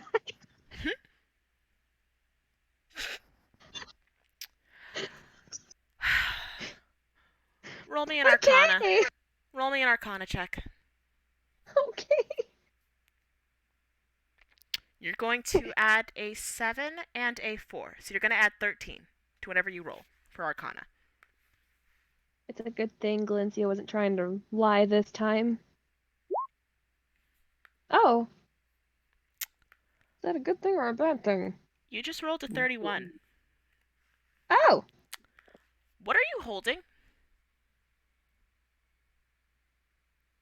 Me? Yeah, you. What are you holding? Is it that tin, the sewing kit thing? It can either be the tin, it can be nothing, it can be the coffee mug. What was she holding? Coffee mug. As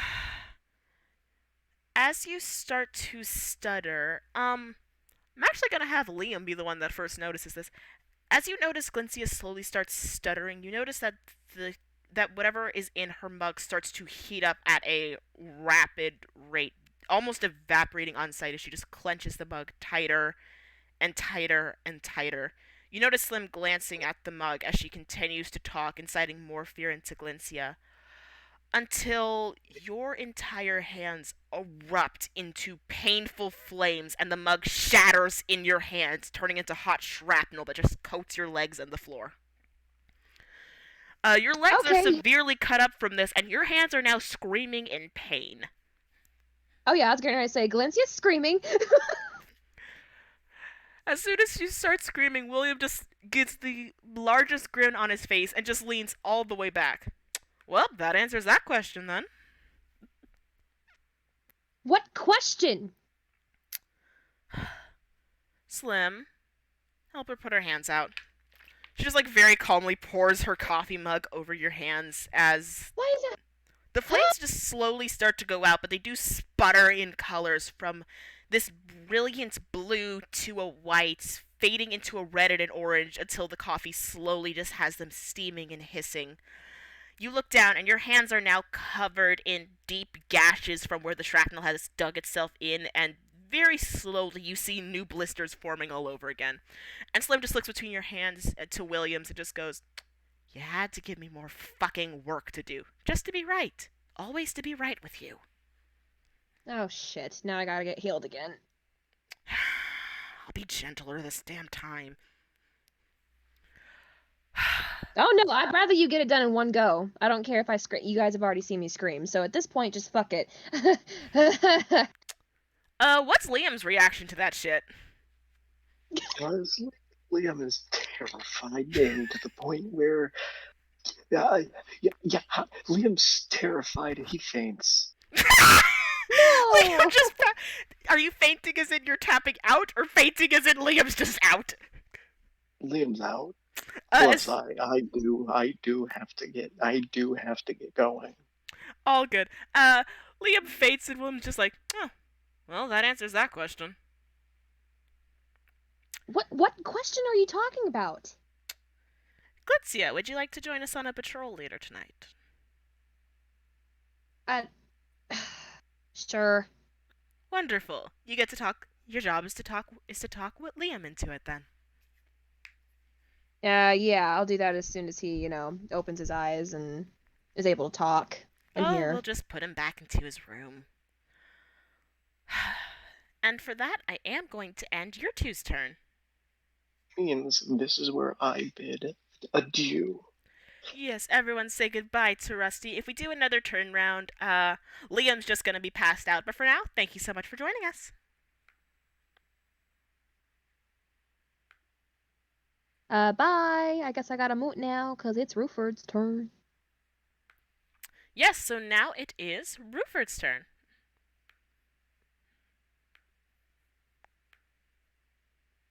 Hello. Hello. Ruford, do you remember where you were last time? Yeah, near the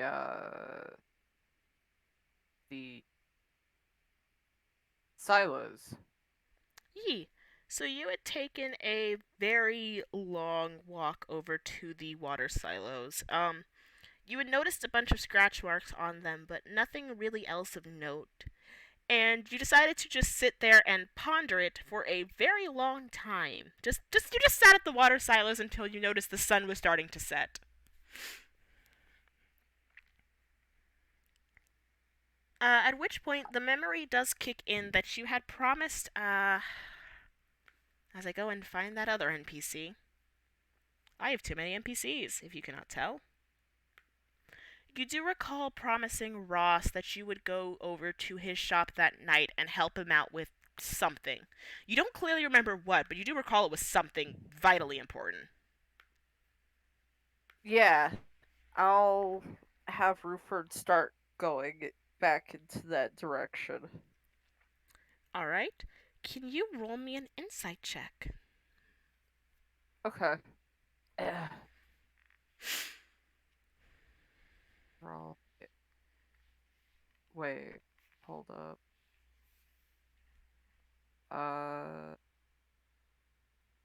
Where is the? Is it? So you're going to. Are you in roll 20? I wasn't this whole time. That's why I was like, wait a minute. My friend! Have rest in peace. Pieces. All the pieces. Oh, it wants me to sign in again. Hold on. Also, I'm just gonna move Ruford back to the hunting lodge right now, because it's just easier to do. It is. Okay. Love this layout.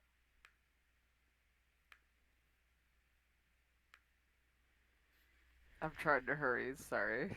All good. Alright.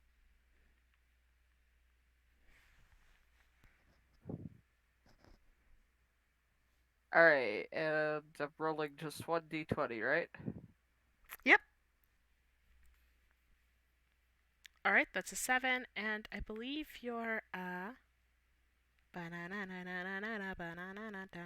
Where did you go?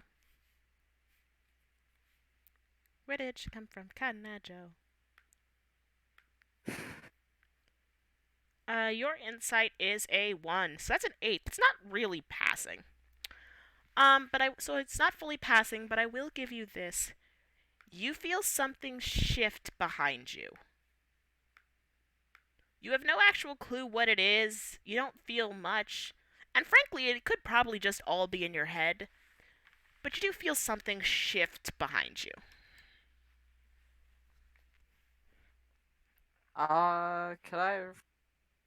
Can I roll a perception check now? Or was that the check?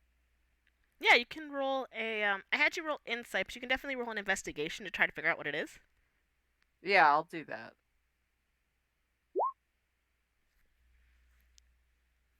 That is a 10. And you add nothing. You are a himbo. So you just have a solid 10. I'm so sorry. You turn to try and understand what was behind you or what was moving behind you, and you don't actually know what it is because, as far as you're aware, nothing's there. You don't hear scratching. You don't hear anything that would give you a sign that something is wrong. You just know that something has moved, and you're not sure what it is. Alright. Uh, I guess I'll probably start to try and go around it if I can, whatever it is. So as far as you're aware at the moment, there's nothing really to walk behind and or around. You could just straight shot it over to Ross's place if that's what you want to go do. Okay. Yeah. So you just walk straight over to Ross's general store again. Nothing about the store has changed in the time period. You do notice that there's a bunch of empty cardboard boxes up front, and you do notice a raccoon in one of the boxes. It's not doing anything, it's just in the box. Um, I will open the door and see if Ross is there or try to open the door. You open the door to go in, and you hear a very young voice. You hear a very young voice speaking against Robert's voice, at least what you remember to be Robert's voice. The younger voice seems to slightly be shouting, but doesn't seem to actually be angry or threatening. Just seems very indignant about something. Do you want to roll to hear them or to stealth? If you stealth, you can try to get closer, and your roll to hear them will be better. Stealth. Go ahead and roll me a stealth.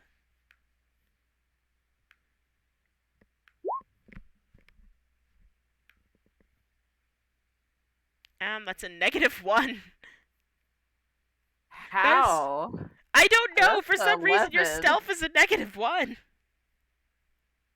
Your dexterity's awful. Was that your dump stat? I don't know. You said you'd help me with the stats, so I'll I fix don't know. I might fix it because that is really freaking low. I might help you re-alter some of your stuff, but for now we're gonna go with that. But that's still a 10, and that's passing. Okay. And I'm also going to go by the fact that the person speaking is an absolute idiot. Fair So enough. Ross definitely notices you, but he doesn't say anything as you just very quietly sneak sort of through all of the rows and aisles and everything.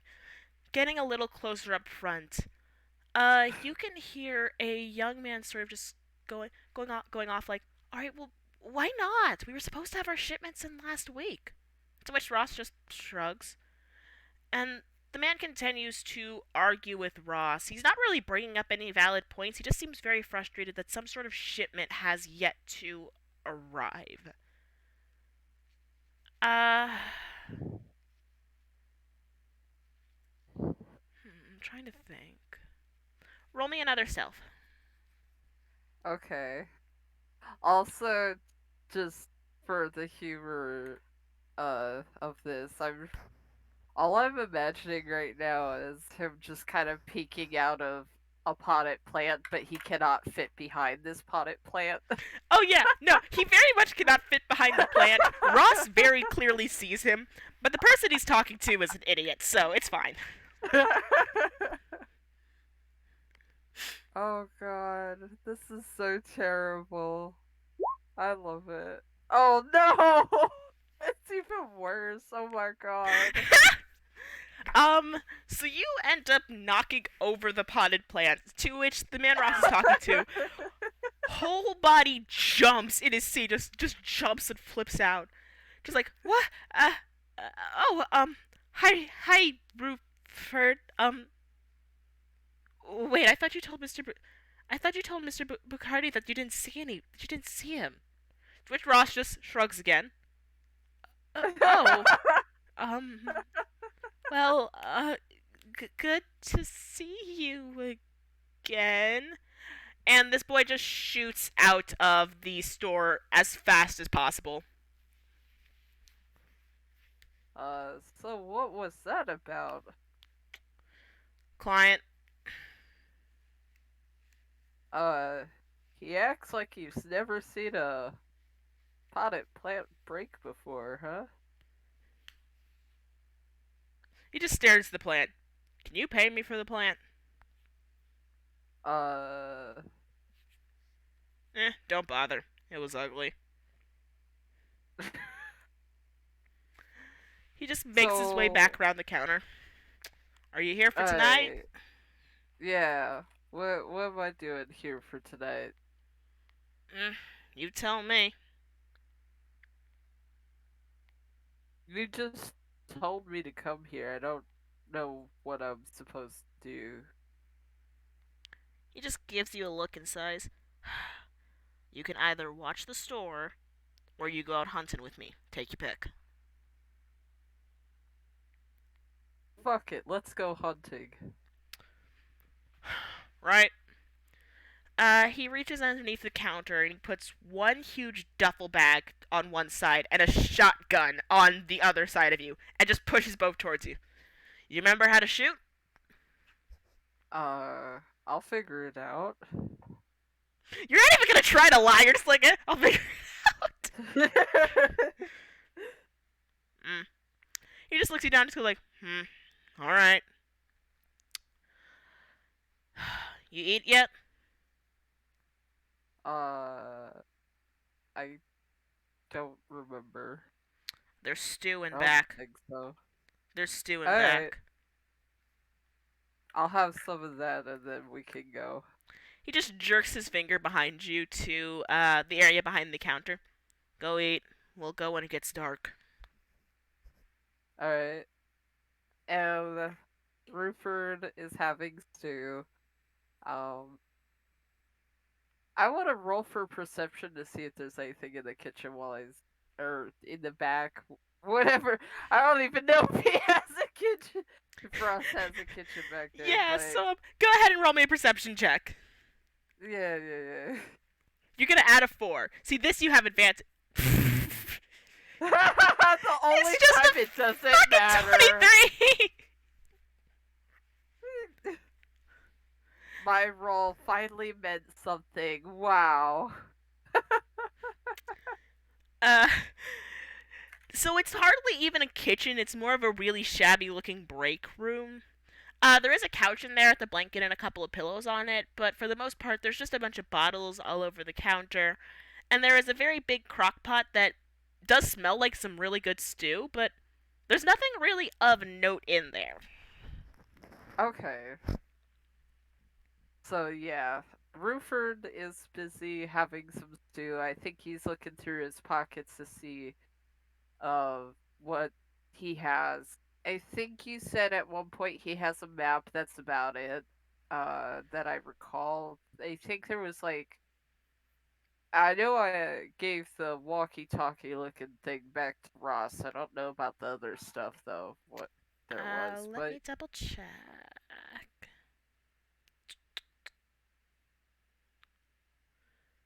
Ruford, you have. The heck does Ruford have? Definitely not potted plant insurance.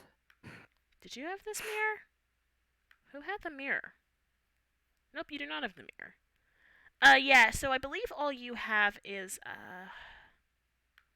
yeah, you're orange. Let me see what belongs to orange. So in your pockets, you had a walkie-talkie, which you handed back, a compass.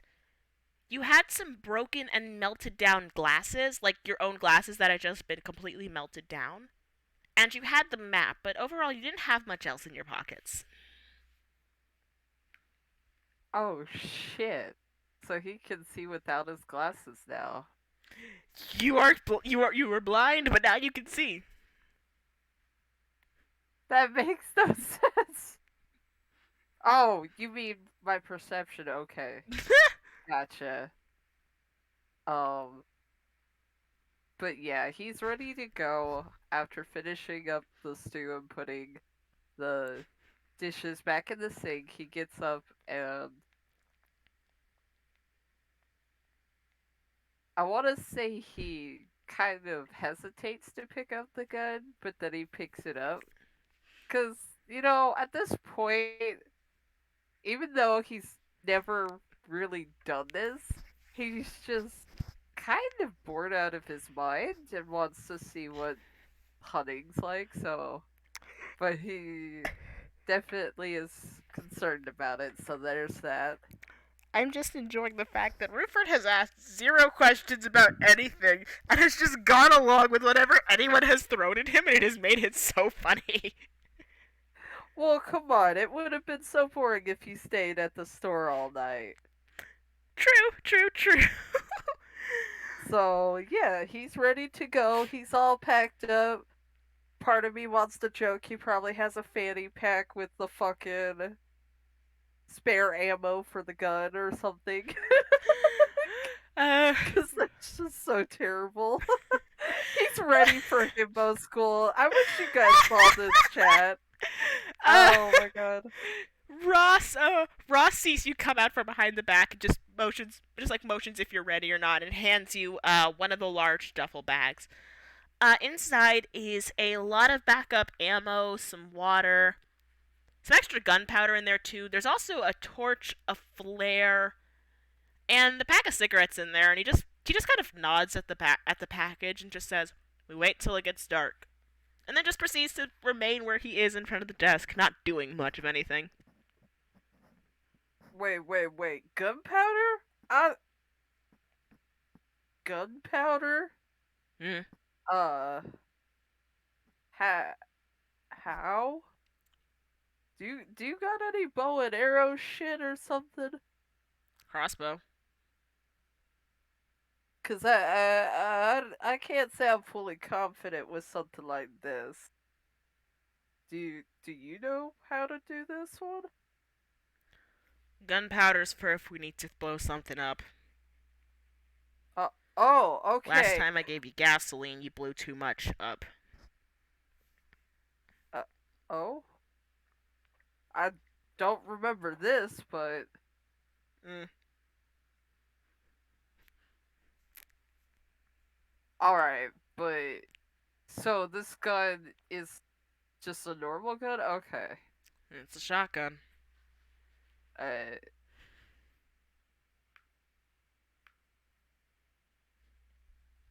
Uh so is there anything to do till it gets dark? Nope. Huh. Uh Yeah, you went through this a little fast. Do you want to enter turn here? yeah. Alright, no problem.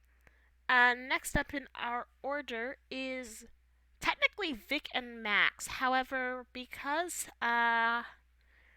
Alex has just walked into the diner, you can also, excuse me for that, Jesus. You also have free room to talk to them. So, Vic. So it's both Vix and Maxwell. I try to think how words work. It's the diner scene. Yeah, it is the diner scene. You're still sitting there drinking tea, and Ellie is still in front of you, trying to console you somewhat. You notice that Alex goes to lock the main door, and then stops and just looks behind you. Hey, your other friend is here. Oh, Oh. Oh. I'm just kind of looking to see who it is. She gestures with her thumb to the front door, where you could just see a very shaken up Alex standing behind the glass. Do I lock Oh, him out or do you want him in? get her in. Get her in. Let him. She just opens the door for Alex, motioning for you to come on inside. Alex opens the door for Alex, and no one Welcome is to Gold. confused. Not confusing at all. Totally not. Like, hey, Anyway. Alex. She I guess she wasn't to open the door herself before it was opened for her, and she goes, "Oh, thanks." And she goes to the other two. Big, she just runs up and gives him a hug. Huh. Just both of them. Like a family reunion or something at this rate. Yeah. Really awkward, traumatizing one.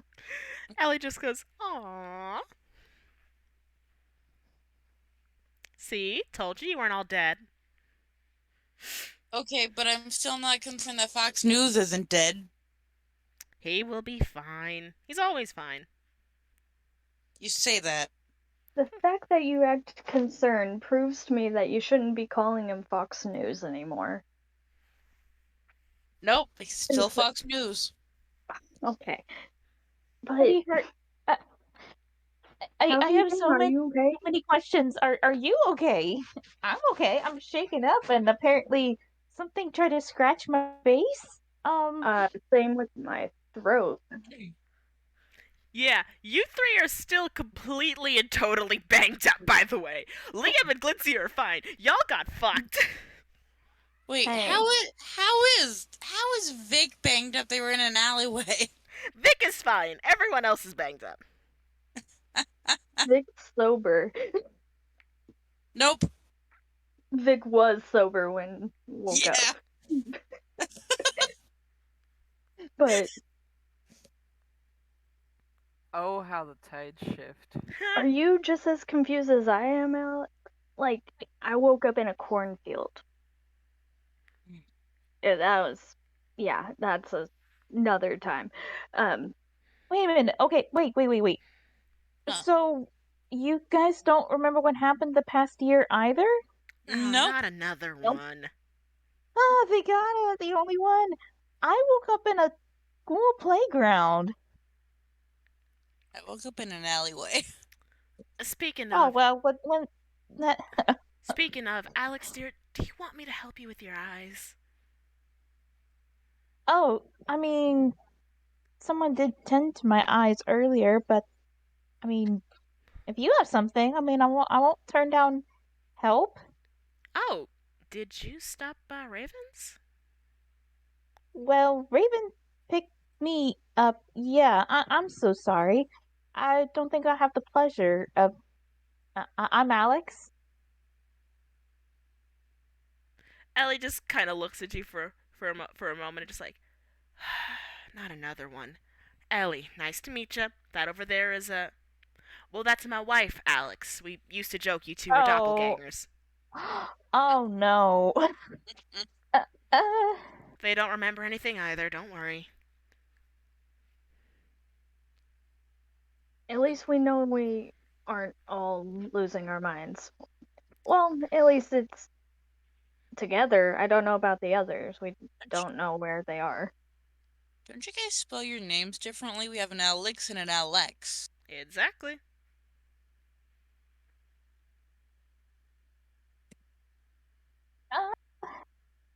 That was the only train of thought here. Not a single other brain cell activated. Listen, just the neither name issue. me or Vic are the English kind of majors here, okay? Look, so Vic is art major. No brain cell. Only paint. No brain, just paint. Okay.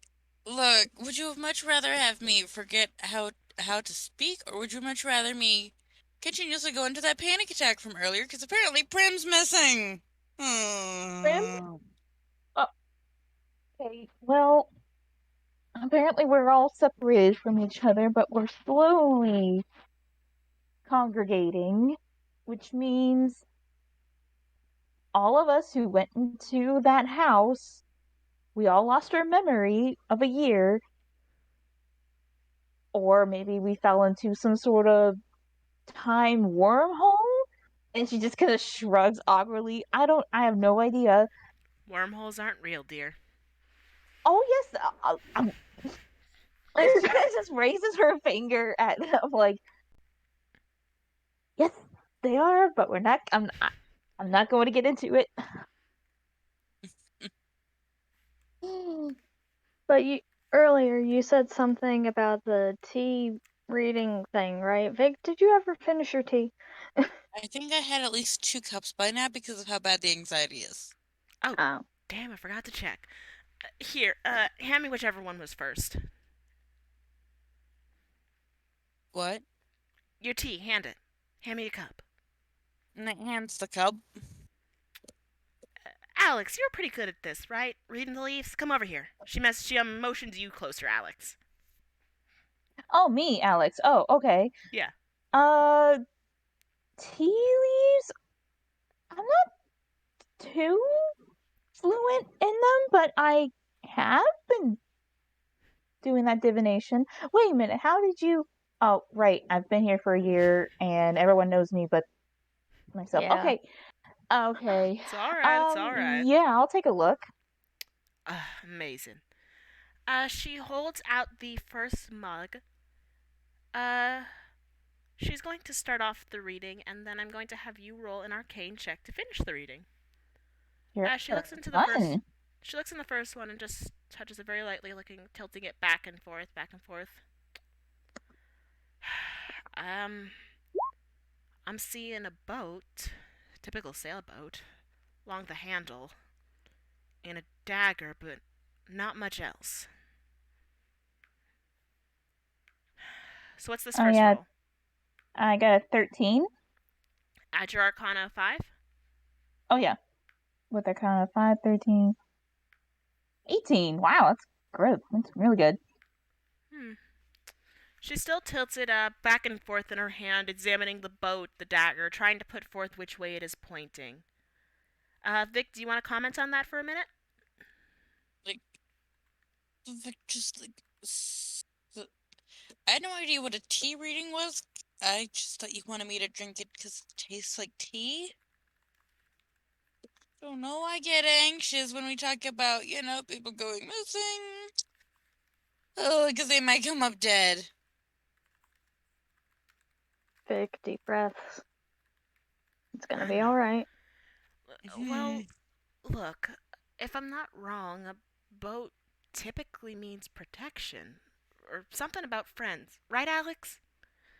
Ellie looks at Alex with just a really hopeful expression. Alex had been learning tea leaf reading, and at first it doesn't exactly come clear to her mind, but she takes the glass and tries to turn it to where Vic was drinking it, and seeing the symbols, she says, yeah, a boat usually means either journey or friendship, protection. Daggers usually mean danger. You feel the back of your mind haze over ever so slightly as you continue to stare at the mug, and I do believe I DM'd you something. Why don't you go ahead and say that? All right. A friend has protected us and spelled out our end. LA just kind of gives you an odd look. You got that one from the leaves? Uh, yeah. That's why I asked you for help. Here, let's do your other one. She pulls the second one closer to you, and as soon as she does, she just blinks rapidly in a lot of confusion. Uh, Did I do something wrong by drinking? no, you definitely didn't. Just one mug is probably fine, right? One reading's probably fine. Well, I mean, Is it everybody's different? destiny's different, so just because that was theirs doesn't mean that theirs will be the same. Uh, Unless I peek into the mug. it is. It's near clear. It's actually quite clear, but you do see a lot of sort. So from where I'm trying to think of how to word this. From where Vic is sitting, Maxwell is on their right, correct? Mm, I I believe so. Sure. So Maxwell is on Yes. their right, and via sheer technicality, Glyncia and Liam are technically on their left. It's far, but technically that is the way it goes. You see, as Alex looks into this bowl, you see swords pointing two to the left, one to the right, and one straight forward towards you. Oh. It's a lot of daggers. Swords. Okay. That's a sword. we're gonna die. No, hey, No. you're not gonna you're No, not they gonna don't. die. Swords are just arguments. Usually, from what I remember, swords are just arguments. A cautionary. The red flags, but they're not like, oh, you're gonna die. It's more or less there's something there. You might want to watch out. Be careful. That's it. Exactly. Look, if I'm not wrong, swords were usually just defense, right? Power, helping. Sometimes they meant quarrels, but usually that was it. Yeah, exactly. Like, just be wary, but alert, but not anxious. Okay, so pretty. So it's just probably telling us let's all just stay here for the night so we don't die. Vic, no one's gonna die. I mean, if you all want to stay the night, I don't mind at all. I already told you earlier that I will, just because if there's something dangerous going out there, and the fact that I woke up in an alley. Hey, it's all right. It's all right. Well, Alex, do you want to stay the night here, or is Raven coming to get you? Well, I um Raven did offer her place for me to hunker down. If I couldn't It's find a completely up to place, you. I wouldn't mind either way. I could call and ask. I mean, she looks around like the diner, like, is this place suitable for guests to stay overnight? Oh, we've a break room out back with a couple of cots and couches, and our apartment's right upstairs. You'll be fine. Oh, well. And I look over to my compatriots and I ask, what would you rather do, stay here or Ravens? Well, considering neither of us have met Raven, and it sounded like the invitation was more so for you, but you're free to ask. Like, I would rather I don't stay want with. to force someone else's hand there. I want to stay with you two, just so we can catch each other up, find out what we already know, and I'm too scared to get separated from you two again. I'll call Raven and let her know, alright? Just calm Yeah, down. I promise. Everything's gonna be fine. Well, like, plus, like, by staying here when the morning comes, we could also help with the opening stuff as well as make sure, like, in case any of the others find their way to this side of town, because it's a diner. People like food. I like Exactly. food. See, I exactly. would It's like all food. perfectly fine. And maybe if we hang a steak out the window, Roofer will appear. Oh my Now, I doubt that's how god. you're gonna get him, but I'm sure anything can work.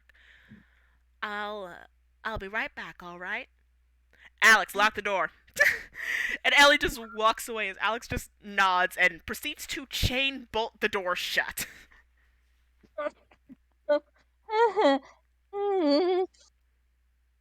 Maxwell's just gonna kind of give the reassuring pats on the shoulder to both Vic and Alex because it seems like both of them are stressed, and Maxwell is trying to keep composure at this rate.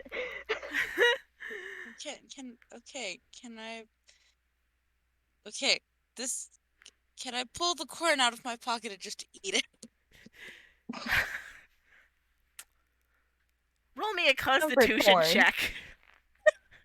Comfort corn. Roll me a goddamn constitution check. Emotional support corn. No!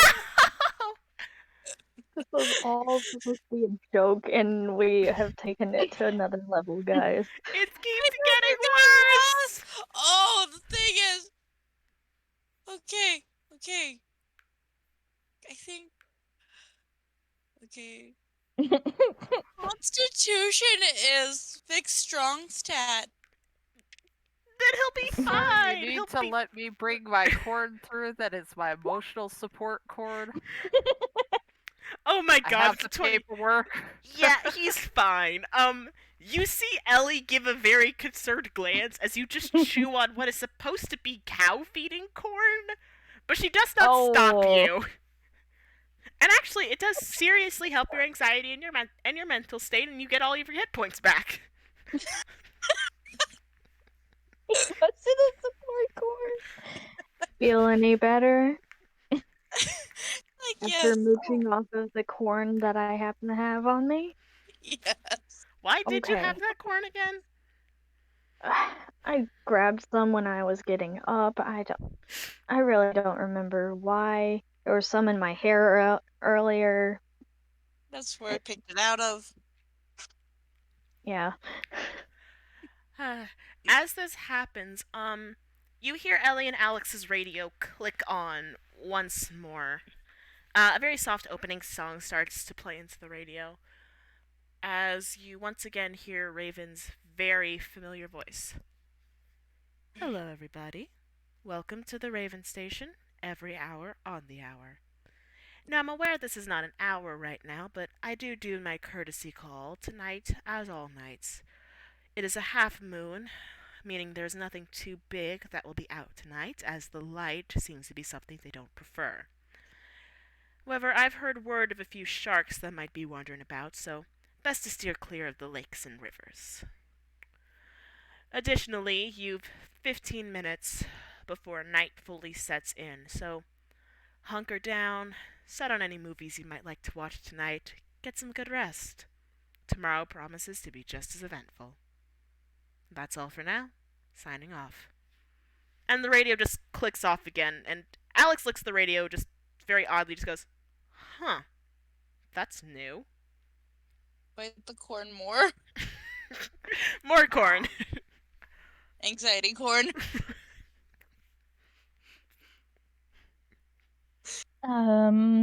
Yeah. Sharks.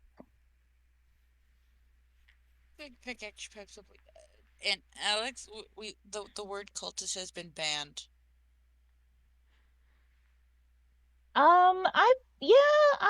Raven told me about these No. particular characters as well. No, because I'll get hit if I say it again. Yes, no, by all means, believe the temperamental 20-year-old.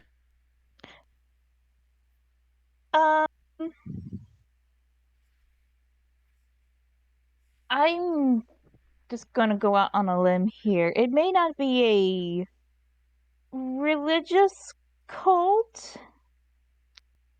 However, I do think that they do have a point that, as Raven informed me, the sharks have been coming from the same location as this, laboratory? It's not a lab. It's a research site they decided to build on farmland. Something about Agricultural influence, irrigation, I don't fucking know. Look, I've never seen a shark, and Alex ain't never seen a shark. Aren't aren't labs research facilities? Like even when you're in like a school, it's not. It's called. Oh, everybody, we're going over to the science lab. So wouldn't it still technically be a lab in the definition of a laboratory? It's not an evil science laboratory, damn it! Okay, okay. I wasn't saying it was evil. I was saying by definition it is a laboratory and a research facility are the same thing. Ellie I is could be an just art student. Ellie is just Different. absolutely fuming right now, and Alex just like very calmly comes over, just puts her arms around Ellie, just cooing. Okay, all right. I understand that this is your town. You're used to these strange things occurring, but as we have lost our memories, we're not. But based on what I have been told, do you think that the lab's responsible for these attacks? And like she like closes her eyes as if she's like wincing, waiting for a punch. Alex is just continuously. Alex is just petting Ellie's head at this point to calm her down. Look, the attacks have been happening before we ever got here, and long before the Golden came either. If anything, they've just helped manage it. We can't fault them for that. Besides, Oh, well, the town hasn't had a real doctor since they came here, so we're thankful for what we get. oh, I mean, that's fair. Mm. She then just covers Ellie's ear. But I still think they're a cult. Anyhow, I'll go get us some dinner, alright? It's like I told you. Ellie just Vic, stomps off back. Oh gosh. Yes. I've told you to breathe like 5 times at this point, Rick. Vic, what? I'm. This isn't a good night. This is already chaos, isn't it? Oh, Just heavy inhales and goes back to their corn. How can you Uh, choke Like on they're that? just chewing on the mid, like the fucking center of the corn. They're probably just like chewing on it to chew on it. You're gonna uh, choke on that. Ellie just comes out with four. Ellie just comes out with 4 burgers and fries, sets it all down in front of you, just goes, "Eat. I'm going up to take a shower," and just stomps back upstairs. Um, oh, okay. Do you have veggie burgers? I hate to be that person. Ellie just yells from upstairs. I know it's already veggie. I ain't that stupid. Angry lesbian. Angry lesbian. Alright. Alex is just chuckling. I didn't mean to offend. Oh, Ellie like Vic is like, Ellie takes no, I'm pretty sure that's called my fault because of how many times I have said cultist in the past 4 hours. Nah. Ellie takes the fact she can remember all of your dietary likes and restrictions very seriously. But I think seeing you eat the feeder corn is still frustrating her, Vic. Oh, Yeah, it's bothering me because I get it. You took it, but still, you Dressy, really shouldn't. would you much rather me eat the feeder corn or try to down another bottle? Hey, I Fair don't live your point. I'll life. leave you alone there. Well, one's meant for cows. And You're not a cow. Apparently, moo. no. Apparently, from what I have heard since being here, Vic hasn't been drinking as much over this past year Oh, well, that we've been here. that's good. Apparently, my last relapse was when Prim went missing Oh, Which was about a month ago. So Yeah. I've essentially been on an alcoholic relapse. so Prim's been missing for a month. And apparently, Um, all of us have gone missing, but we are now returning. Y'all were missing yeah, about a week or so, I think. yeah, that's what I was told as well. And she pulls out her journal and she says, I don't know what you guys would make of this. Apparently, according to Raven, I wrote this, but I have no memory of it whatsoever. Any context? And she opens up the not uh sane looking notes. Hmm. Are Vic, you flipping Vic, through all pages of the secondary notebook? More like the first few pages, not like all of All them, right, but all right. Vic just looks to Maxwell like, weren't we also just given journals or something? I don't know. Uh, Alex just leans over and goes, "No, yeah, I remember giving you the pens to do that. You were not in a good mood that day." what happened? Uh, I think you and Prim were having nightmares again. You both Uh, said you hadn't had 'em for a good while, then hers kicked up and yours kicked up, and well, Jarrett wasn't able to do much to help you guys calm down, so you just stayed awake here a lot. We went through a lot of coffee that week. hmm. And it wasn't finals? As far as I'm aware, both all y'all graduated about 2 years ago now. Oh, okay, what? Like, Vic just, like, looking at their hands, like, trying to do math, like, so we've lost we were about to graduate. And that was apparently 2 years ago, but we've been here for about a year, so how many months? Like, Vic just having an existential crisis, like, so did we lose 2 years of our memory or 1 year of our memory? Look, y'all said the last thing you remembered was an old abandoned house, right? Yes, like, Yeah, that's our last memory. The one surrounded by a construction site. I don't know, No. the one where I Prim don't can't drive? Well, we all knew No, Prim I was couldn't like a drive. dirt. It was like a dirt road or something, wasn't it? It was a dirt road. It took about maybe 15 minutes just to drive up it. There was like a old 1940s truck in the front. But it was, like, very Then abandoned. then that wasn't the abandoned house here. Mm. Okay. Look, the and she sighs and rubs at their temples again. I hate to be the ones to tell you this, but as I search for it on my Ah. map, Map. The map. The map. map. On the map, Just on have to the map, remember where it on is. the map, Uh, on the map. Look, you guys, you probably don't know, but back there, she points to she points to your left. Back there is West Second Street. Over there, you'll notice a house that's frankly just ash at the moment, but there used to be a construction site there. It burned down about a month or so ago. We don't know why, but something caught fire, whole thing burned down. We're lucky it didn't take out the whole damn block. There's no truck near that place. There's no forest, there's no dirt road. It's a straight turn off the main road.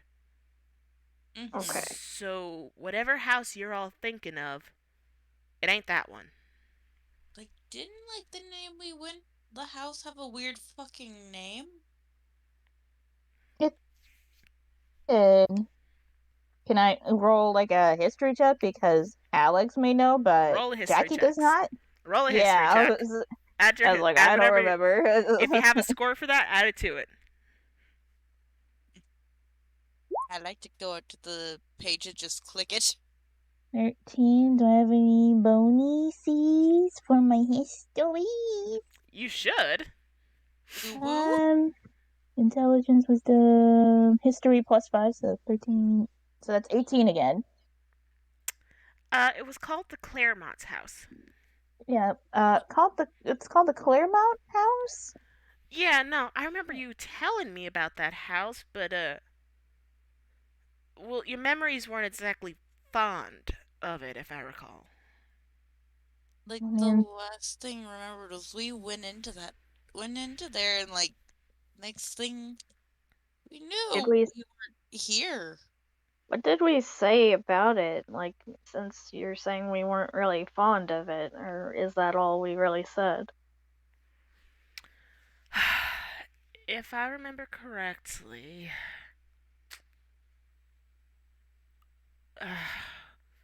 look, none of y'all really talked with us a lot about it, alright? You talked mostly with Jarrett about it, and then I think your other two friends mostly talked to their little organization about it, but The cultists? yeah, So we're the not cultist. involved with them at all. Not that I How can come, remember in great detail, at how least not near come the I'm not end. how come I'm not surprised Fox News joined a cult? Uh, look, I don't blame any of y'all. They're good as source as any, especially when it comes to these things. I don't know much Hmm. about the house. You never really talked to us much about it, just what we overheard. All we really knew was it was some sort of starting point for you, and, well, anytime you all came in with nightmares, you kept talking about drowning in the house. But whenever Prim came in talking about nightmares, she always says she never should have taken you guys. She always seems sorry about it. There were a lot of nights that it was just that. I don't remember much else. Sorry. It,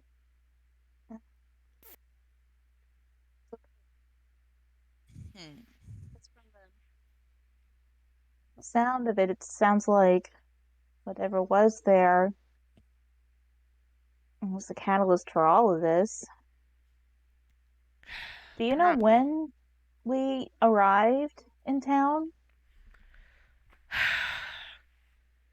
You all showed up around.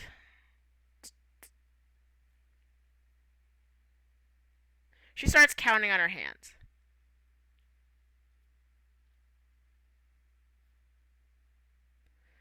I think y'all showed up about October, November.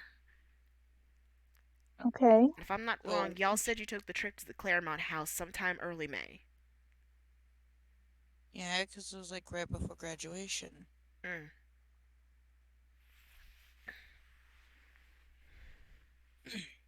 Okay. Hmm. It's just this is like the worst jigsaw puzzle ever, and we Look, don't have all the pieces. look, I wish I could help you more, but frankly, I'm more shocked Jarrett doesn't remember you all. Especially you, Maxwell. Who's Jared? So, Jarrett, he runs the antique store downtown. Used to be real close to you all. Oh, yet another memory I seldom have. he didn't really seem to think that he knew me, and that's what's baffling me. Like, unless I really needed to push buttons there, I mean, I know I can sometimes be a little bit of a sarcastic prick, but I wasn't about to do that to someone that I didn't recall. As far as I'm aware, he was closest to you, Maxwell. So if he couldn't remember you, he wouldn't remember any of you. Hmm.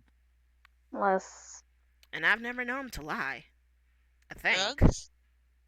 I don't know him to be the type to do that either. Hmm. Um,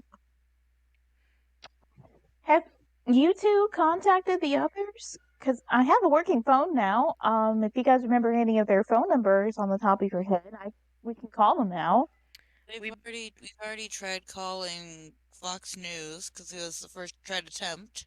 He was my first attempt too. all their phones seem to have been disconnected. It's probably the Oh, cult. It's uh, I doubt okay. that. Or we have not good signals. All right. Is there anyone else we want to try? Well, Prim's been missing for a month, and she's off the. Sorry, they're off the list. Um. Hmm. Can we try calling Ruford again? Okay. I think Rupert would be a good choice. I guess I could do a history check to see if I remember their phone number. Run me a his.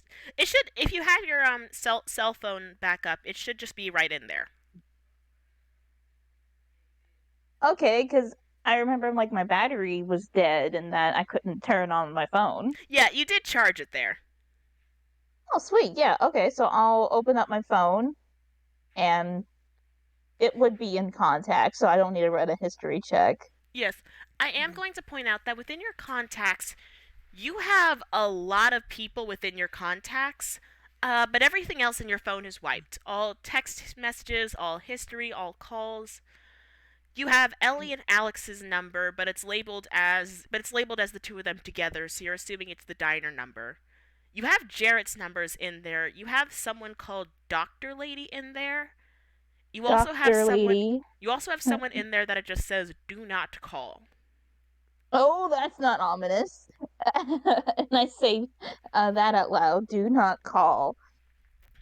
What the fuck? That's There's a- like telling a little kid not to push a button. I know, like, past me doesn't want me to call this number, but present me wants to know why, which means I want to dial the phone. Do we really want to risk whatever reason you had in the past to put do not call? Let's call Ruford first. Tell you what, I'll let y'all make. Yeah, I'll call Rufus. Actually, I'll call Rufus first, and then we'll go from there, because that could be a clue. Go But I for it. hate it. I don't know how Velma Dinkley does it. And she dials Rupert's number. You get the exact same message of, we're sorry, this number has been disconnected at this time. Please try again later. God damn it. So Fox News and Quincy are in a cult, and Ruford's lost his phone. Okay, alright. Well, here's the thing. If they are members of this cult, quote unquote, allegedly, but we know roughly where they would be, so we know where to go to find them. It's Rupert, who's now the only mystery to, try to find him. Oh, he's probably fine. Him and Ross are probably hunting. Ross. Who's Ross? He runs frankly, the only store in town. Oh, well, okay, that will be all right. Then we'll know where to go later. Okay, it's just a process of elimination. We know where everybody is roughly, except Prim. Yeah. That worries me. Okay, and I look back at that do not call number, and So you can either call it and end your turn, or don't call it and end your turn. Take your pick. it could be a very important clue, just a piece to the puzzle. And that's what she says right before. Just another piece of the puzzle. And she pushes it to call it. Oh, Will boy. it be a cult or will it not be a cult? Look, I'm not getting slapped. Yeah, boy. It's a call. Flip a coin for me. You're in a cold call. You're dead. Okay. Actually, here, I'll do it. Oh, let me see if I can't find something close to a coin. Rolls a d20 to find what the cult is Well, about. Actually, yeah, let's Roll do it. Bezos. I'm gonna roll a Me d. too. I'm gonna roll a. Yeah, I'm gonna roll a d2. We'll see what happens. Yeah, me Oh, too. okay, One is but- head, two is tails. Okay. Okay, but as I said, roll a dice to find out what the cult's about. Turns out it's Amazon Jeffrey Bezos. Anyways, Uh, recruited to Amazon. someone. So the phone rings once, twice, 3 times, and you hear the beginning of a voicemail, and it goes, "Hey, you've reached Kim's voice," and it clicks off. And what you hear next is dead, empty space, followed by a warbling sound and a very quiet clicking. That clicking continues as the sound of metal tapping along the ground is heard in sharper and sharper detail until a loud hiss comes through the phone that forces you to take your ear away from it and the call ends. Oh, we die. Heck no. Not yet.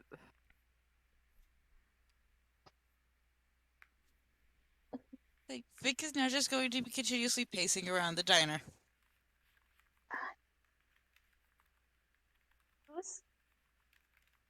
She looks up and asks, "Who's Kim?"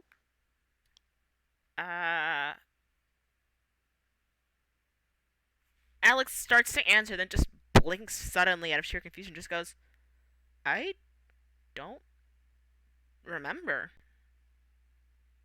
And that's where your turn ends. Oh.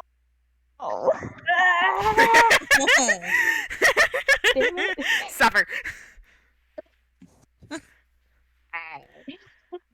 All right, our next term is going to be Liam and Galincia. Okay, let's do this.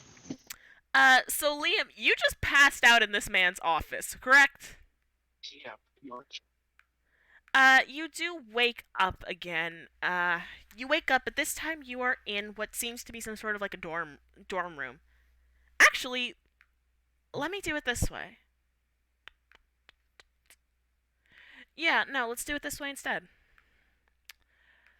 Liam, you are just completely and totally passed out. But very slowly you feel yourself start to shake awake as a dull ringing is heard. And the more you wake up, the more you realize it's your phone ringing.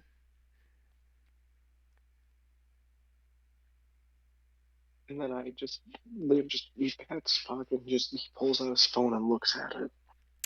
It's the same smartphone that you remembered having beforehand, but as you look around, it's dead of night, so turning on the phone actually blinds your eyes. It takes you a minute to readjust and see that the name on the phone is just fucking Sunshine. And so he answers and he's like, hello. Liam? Yeah. Liam, there's someone in my room. Prim? Is that you? There's someone in my room. What do you mean there's someone in your room? There's someone in my room. Well, there's someone about to be in my... Look, I know I've been saying things a lot that aren't making sense, and I know it's been getting worse, and I know the nightmares are getting worse, but Liam, there's someone who is going to be in my dorm in about 2 minutes, and I need you to get here now. Oh, shit. Alright, fine. Yeah, sure, fine, I'm on my way. Minute 30 seconds. Minute 30 seconds. I don't actually have a place I can hide. There's no place I can hide where he's not gonna find me in time before you get here. Alright. Deep breaths, barricade the door. Okay. You just hear like very quiet shuffling and then the dragging of a chair in front of something. Okay. I can hide under the bed now. I can hide under the bed. I can hide under the bed. It'll take him that long. Okay. Then that should buy me enough time. And you just hear creaking sounds as Prim just slowly climbs under the bed. You can't see what's going on, but your clock tells you that it's about 2:30 a.m. Alright. Prim, just try to stay as quiet as possible. I'm trying. Alright, just stay calm. Can you do that for me, Sunshine? 45 seconds, yes. Alright. He should struggle enough to where he'll just give up. If he doesn't give up, it should have bought me enough time to get over there. Mm-hmm. So I want you to just stay as quiet as you can. 20 seconds, run. And so Liam he sits up and he bolts out its door. As soon as you open the door to your dormitory, The light from the outside hall floods your eyes again, and you snap back awake, lying in a bed of what is very clearly not your dorm room, but does still seem to be a room you set up. There's a cot-like bed, there's a cot-like bed that you're lying on, and things around the room seem to be a lot of papers that are clearly yours, some poster boards and everything that have been put up. There is a conspiracy board across the way, but none of it actually seems to make any sense, and it just seems to be you pinning random news articles up on the board, mostly for the aesthetic, maybe for usage, but you're not sure yet.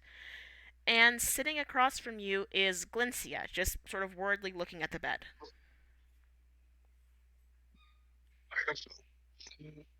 I felt so real. What felt so real? The dream I had. At least I think it was a dream. What was your dream about? Prim called me and told me about somebody trying to break into her dorm room. I was back in my dorm. Did she And seem kind of stressed and scared? very much so. Okay, this is gonna sound crazy, and try not to faint again. You remember when I knocked out when we were waiting outside of like Slim's office or whatever it was? Yeah. I dreamt about Prim too, and she was in a similar like state of kind of like unease.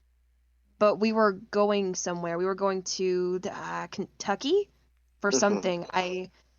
But she wasn't acting herself. She was acting almost kind of nervous, scared, kind of like what you're describing. Yeah, of course in mind she'd be scared somebody was trying to break into her dorm. And I was right about I just opened my dorm room door and then I woke back up here. Did she give any hint to like who was trying to break in? No. Do you know the gender? No. Hmm. Just what's going on? I have no idea what's going on anymore. Honestly, neither do I. I don't think I can live in ignorant bliss anymore, can I? Uh, you can would I recommend it? No, but if you want to, I can still hold back all the things that I know, at least while you recover, because you did kind of go night night. Yeah, just wait till I recover, then tell me. Okay. Do you want me to go let them know that you're awake? Yeah. Okay. So Glencia tries to leave the room and let somebody know that Liam's awake. As soon as you open the door, you can see Slim leaning against the wall. She's a ways away where Liam isn't going to notice her unless you open the door crazy wide, and she's actively against the back where the door would open, so the door should block her no matter what. Hey, Slim. Hmm? He's awake. She just motions for you to walk towards her again. And Glencia just walks towards her. She looks up, waits for the door to Liam's room to shut, and then just very quickly whispers, "You're going to get him to go on patrol with us." Oh boy. Okay. Um, the Liam that you guys obviously knew is different from the Liam that he is now. What are some things that would convince him before? Nothing I'd know. Aren't you his friend? Yeah, he's a little mad at me right now. Kind of, sort of. But whatever. I can talk to him. Good. And she just All right. very carefully puts a hand on your shoulder. He needs to come with us, Glencia. I can't promise much if he doesn't. Okay? Yeah. Okay. I will do my. I will do it. I will do it. Great. She just pushes some Advil into your hands. I checked up on him earlier. He just fainted out of the shock of seeing your hands light up on fire. You're fine. Okay. You want me to go in and do it now, or do you want me to give him a second? Go. Okay. And Glencia just kind of walks away and kind of glances back at Slim like, are you sure, dude? Do you want him to go? She just glared. She actually, I'm gonna roll an intimidation check. See how this goes. Because Glencia is not opposed, because obviously it's the better option, but it's kind of like a, are you sure? It's like, are you sure I have to do this? That is a 14. Yeah. So she gives you a glare that is very reminiscent of when you do something bad and your mother or father just look at you like, if you don't get your ass moving right this minute. Okay, yeah, I figured that's what you would glare at me like. Okay. And Glencia just enters back in the room and closes the door kind of softly as if like afraid to kind of scare Liam. And then kind of walks up to Liam in the bed and looks down at him for a second. And she's just kind of like trying to think of the best words to say. Because Liam, I would say, not easily convinced if he doesn't want to do something. So Glencia's a little bit of afraid of the outcome if she can't convince him. Maybe roll a persuasion. Ah, shit. Okay. My phone died. No. I have two phones, just in case anybody was wondering. I use Then- one to hold up the D20 app. And then, Brim, should I roll a counter to the persuasion? I'm gonna say, since this isn't a chance where both of you are, depending on what Glencia. Okay, let's do it this way. Have you already rolled a Glencia? Well, that's a 6, so either way Yeah. it doesn't work. I'm going to say that since it's below a 6, you are allowed to counter argue. So we're gonna call counter arguing rolling against, but you have to argue your case first. Alright, well, let's hear Glencia's case first, then. Okay, so rolling a 6, how good am I allowed to convince?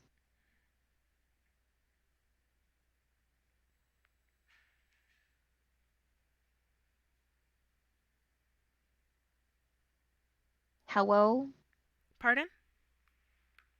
How good am I allowed to do this if I rolled a 6? How you can do it however you want. It's more so, is Glencia going to believe this? Okay. So, I know we just had to talk about, letting you recuperate before talking to you about stuff, but, what was that? I said, mm-hmm. Okay. Fuck the nervous bullshit. Valencia pulls up a chair, kind of straddles it, and just kind of looks at him like point blank. I need to tell you some things. I can still hold back a lot of it for your sake, but I do need to tell you some things.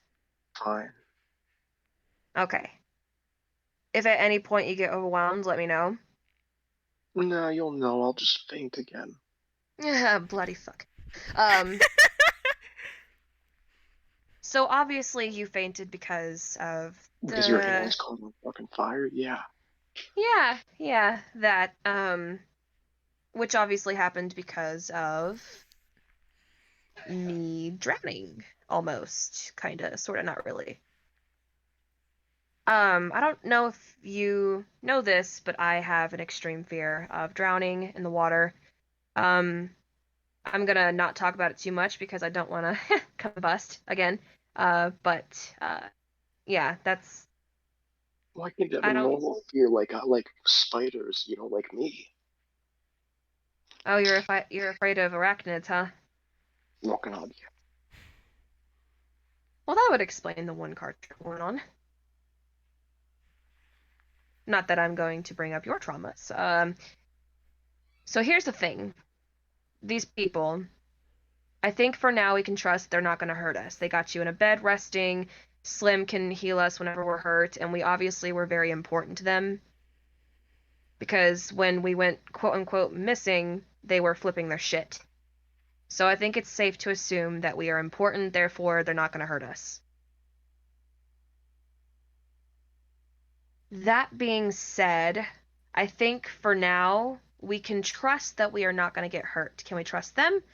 Hell no. We don't know them. And they wouldn't expect us to. They're gonna go on patrol soon, and I'm gonna go with them. And it would help my anxiety if you were with me at all times because I don't want to leave you behind. And I need you in my sight. I need someone that I know in my sight. I can't be on my own again. I don't like it.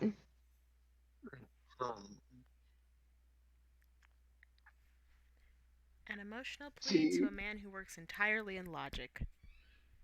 see, you bring up good points. But the thing is, before we met back up, you apparently were doing just fine on your own. Yeah. And then, well, my lies fell through, and now I'm not Yeah, okay. the lies fell through because I showed up and told the truth. You know, like I always do. Which is good. You're a truthful person, and I'm a liar. Shame on me. Slaps my hand. And part of another reason I want you to come with me is because I'm guilty that I dragged you through those lies and it almost got you in trouble. Well, it kind of did get you in trouble. So Yeah, well, you if anything dragging me else into happens to you, then I feel like I'm liable for it. yeah, well, you dragging me into those lies got all of my injuries healed. Exactly. So if anything happens, you'll just get healed. That's another point. That's the reason why you should go with this as well, is Slim's gonna be there. So what's safer, being here with a bunch of strangers outside the door that you don't know that could possibly break in and hurt you, or being near someone that can heal you in a second? Oh, I see. I see what you're trying to do. You're trying to lean into my more emotional side, huh? Emotional and logical. I think it would make logical sense too. Someone and you know. Fine. Fine, I'll come with. I'll join. I'm not happy Okay. about it, but I'll join. Yeah, to be fair, you're not very happy with me in general. No, no, because you almost got me killed. How did I? You're not gonna roll Look, I'm Yeah. against pretty. her? Are you Nah, talking about the fire, or are you talking about the lies? talking. Yeah, exactly. Yeah, two specific reasons. And no, I'm not gonna roll against her. Yeah. We can definitely hash that out later, cause I will have you know that I don't I would like to say that you and I both have a pretty good survival instinct, but mine is to play along and act like nothing's wrong because I don't know what's going on around me. Yours is to find out all the facts so you know what to do.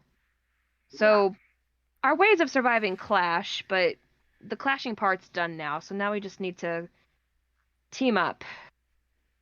Fine, fine, we'll team up. Okay. But you can still be At mad at me. least we'll team up until we find everyone else and figure out what the fuck's going on. Yeah, and then you can totally not talk to me for the rest of your life, but please just let me help you get out of this alive. Fine. Okay, and if I choose to like lie or do any like stupid shit, I'm gonna ask you first. Okay? Yeah, we'll make sure we get our story straight. Yeah, cause that was a cluster fluffle. Just like clusterfuck. Cluster fluff.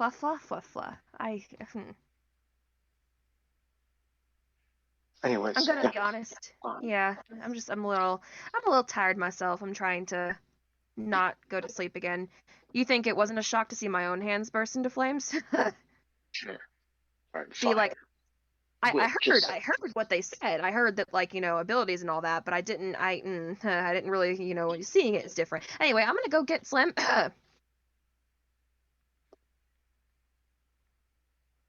Okay, Glencia walks to the door again, checking behind her shoulder, make sure like Liam's okay with that, like gives him a little nod. Liam gives her a little nod back. Okay, and then Galencia opens the door to see Slim, and Slim- then goes out to Slim and closes the door behind her. Well, are you coming here in defeat, or are you coming here with productivity? Surely you know the answer. She just raises an eyebrow. Really? Am I? Okay, fine. It is Victory, Liam. of course. I mean, you're right. He do be stubborn sometimes. God love him, but yes, it's a victory. I'd be stubborn too. Roll an investigation. Oh God, my rolls have been terrible today. You're fine. Valencia's fine. Liam's fine. It's so fine. Everything is fine. Did I do this wrong? Slash roll. I put /1 roll. Oops. Slash roll 1d20 plus whatever your investigation modifier is. That Ooh, is an shit. 18. Yay! Good number.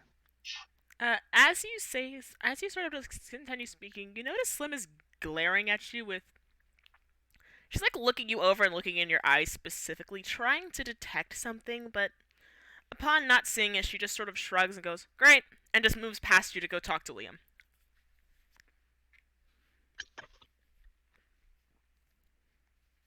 Galencia inside her head is exactly this gif that what name are you going by in the stream? You mean Anarchy? Anarchy. Yes. Anarchy. Like, this is fine, everything's on fire. Ah, yes, the fire dog. We love it. Yes. Galencia just follows right behind Slim into the room. Slim just opens the door. She doesn't even knock. She just opens the door. Great. You're coming with us, right? Yeah. Remind me, did I teach you to shoot, or did you know how to do that already? I've never touched a gun before in my life. Damn it. On the bright side, I have. I don't know if that helps. Oh no, we already have your crossbow. Okay. Yeah. Oh shit, where did that go?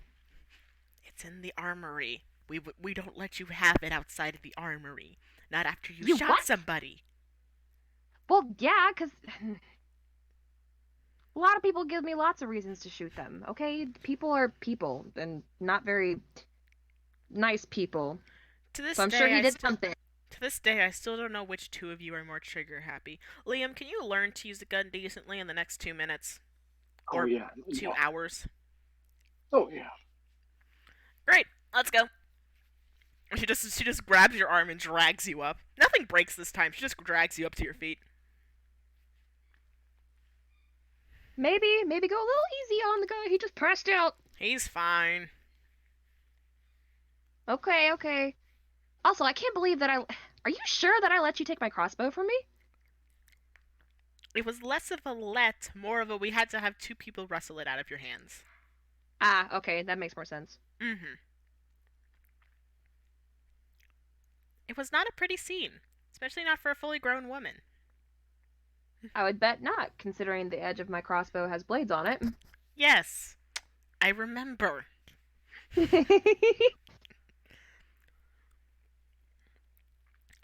She walks you by a good number more people. Sort of out of the dormitory area where there's just a whole bunch of people grouped up in the hallways and everything. Some going into rooms, some out. This does seem to be where everyone sort of sleeps and everything. She walks you a little ways away, though, out of this building and into something that should be a grain silo, but as she opens the door, you see it is just chocked full of armory and weapons. Oh, I love this room. Wow. Right, let me see here. Here, catch. She throws something at Liam. Roll in athletics to catch it. Oh god, you have me roll athletics. The dreaded athletics check. Alright, hold on. What's my athletics modifier? -1. My athletics is -1? Remember you rolled a 0? Oh, that's right.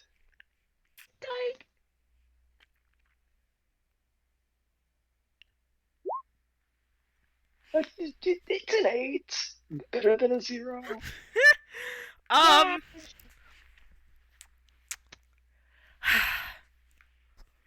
gonna roll real quick for malice.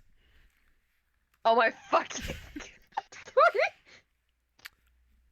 The gun hits you square in the middle of your head. Oh, A God. pistol just whacks you in your forehead.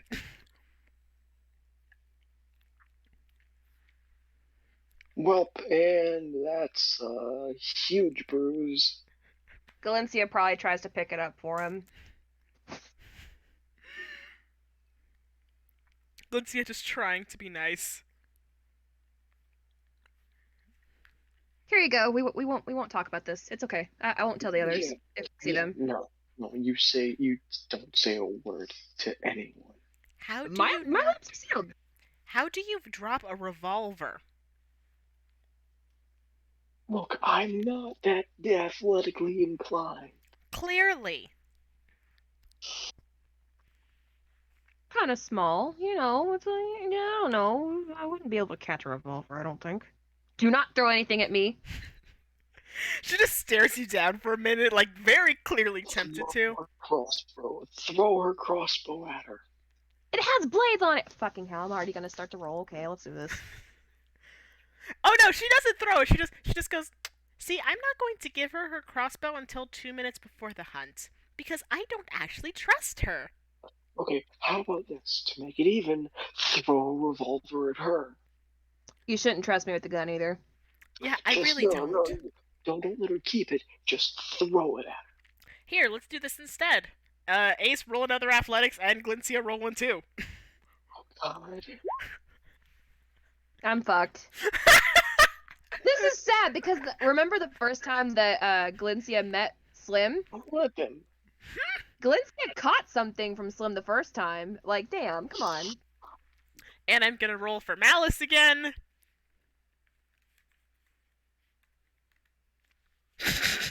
Okay. Glencia, you have an entire quiver of arrows hit you in the head again, and you actually fall back from this. Liam, you barely managed to catch a container full of ammo. Okay, we need to work on reflexes. The ground is cold. Slim just like slightly chuckles. This is probably the happiest you've ever seen her. Did you just laugh? And what if I did? Okay. I think you're capable of laughing. Roll me another athletics check. Oh no. Both of us. No, just you. Yeah, because you just insulted. Liam, ex-nay on the insulte. Please, no.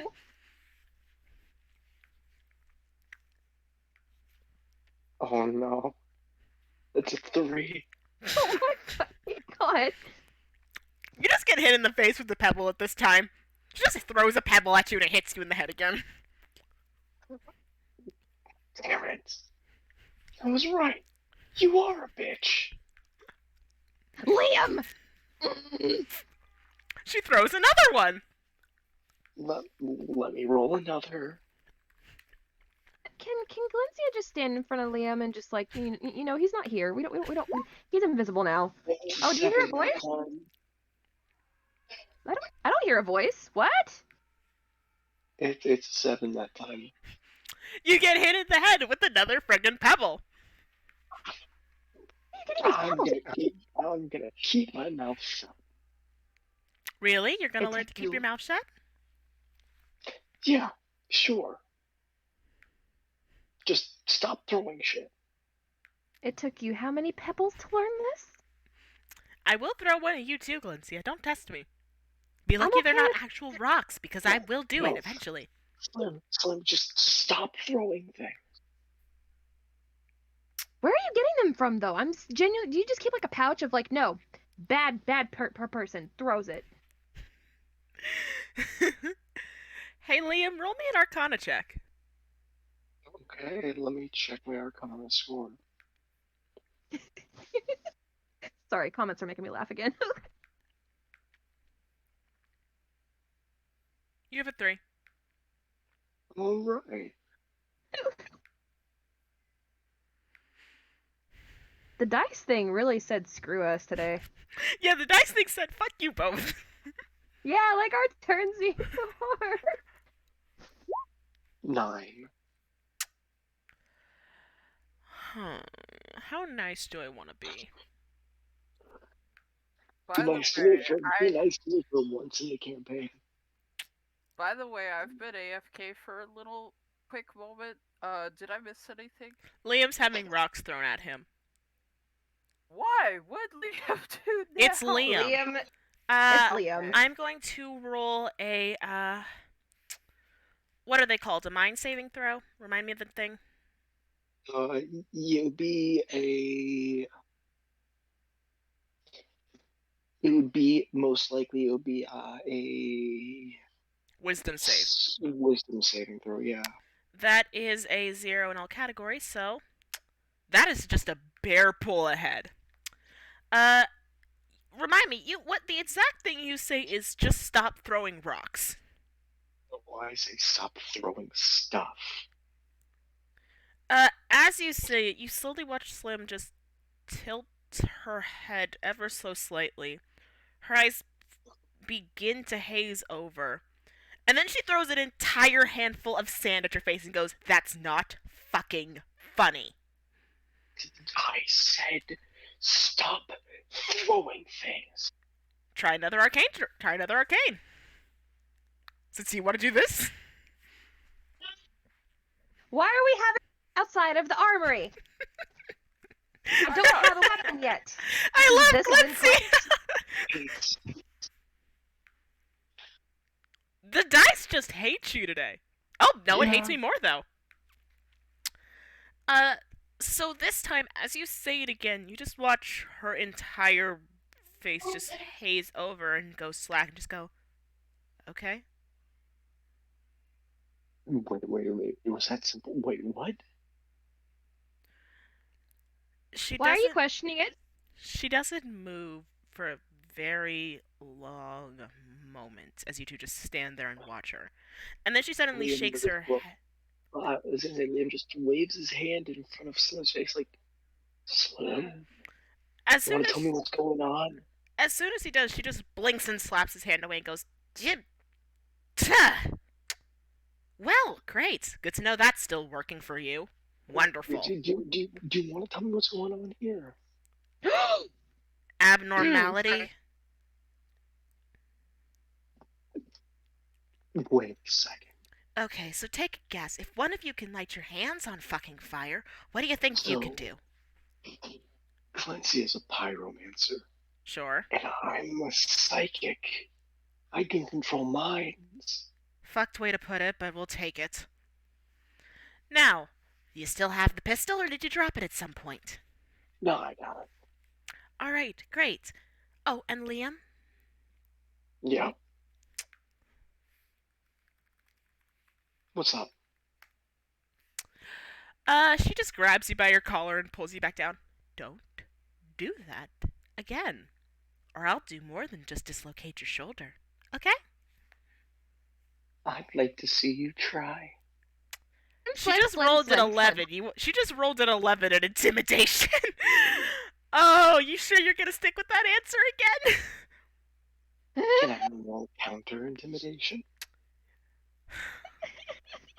Roll for audacity. Just roll for fucking audacity. Not intimidation. Roll for audacity.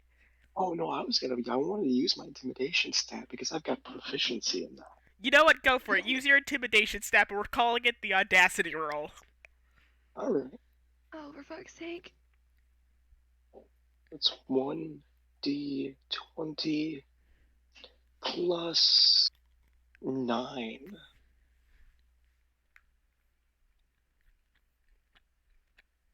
$14. As you say it, she just stares you down for a minute, rolls her eyes, and just shoves you so that you hit the ground again. Clearly not thinking it's worth it, or at least that's what she's trying to play it off as. She just goes, "Come on, we're practicing."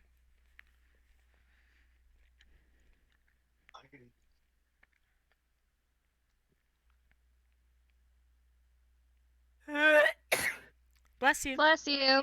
As she just looks behind her and it's just like, are you two coming? Shooting range, now. Oh, I didn't know we were here to train. I thought we were just okay, cool. How else does he learn how to use a gun? I don't know. He seems to be doing pretty good at something, and then Glencia just like kind of walks off. I will break your arm too. Is this the route you want to go down? Talking to me? I'll break all your arms. Nah, just break her arm. Nope. I mean, as long as you fix it after, I'm fine. Nope, all the arms. I'm just gonna break them and send you out into patrol armless. Nah. Wouldn't that hurt you more than it would hurt me? Good one. Yeah, I'm all full of jokes. Hey, Prim. As Liam's chanting, can I do a passive arcana roll? And as Liam's chanting to break, break Lindsay's arm, can I just do a passive arcana roll? Being nice to you. Why are you like this? Yes, just start chanting it. No, actually, do it. Just don't do it. Don't do it arcana. Just do a general audacity roll. Just roll me a d20. Alright. Just...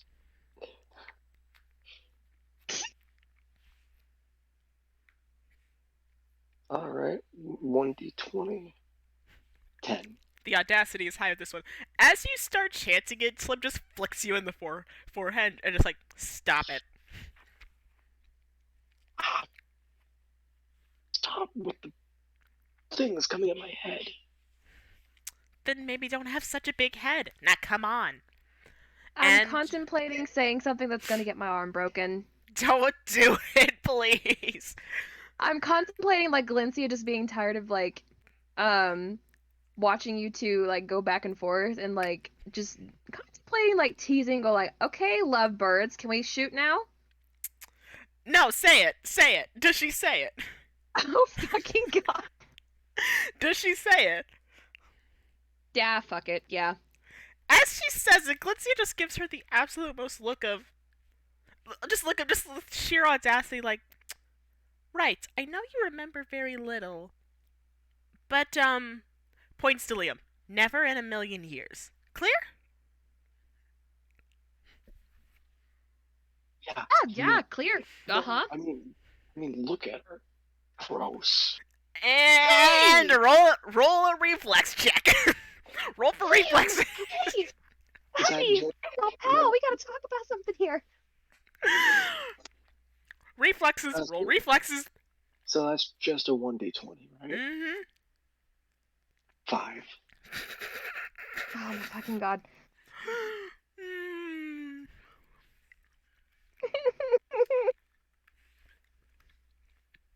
I'm gonna cannon something in the chat real quick.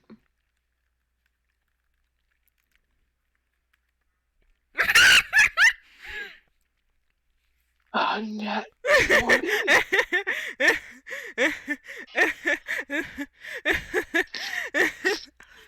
Liam, as soon as you say look at her, Slim just stops walking, looks at you, and slugs you in the face. Doc 5 hit points.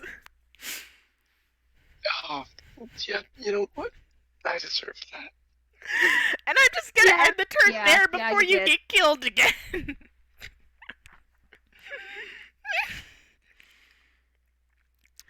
But yeah, I'm not gonna say anything until we get to the shooting range. I don't know about you, Liam, but I think You told me to dock 5 hit points. Yep. That brings me down to 2 hit points.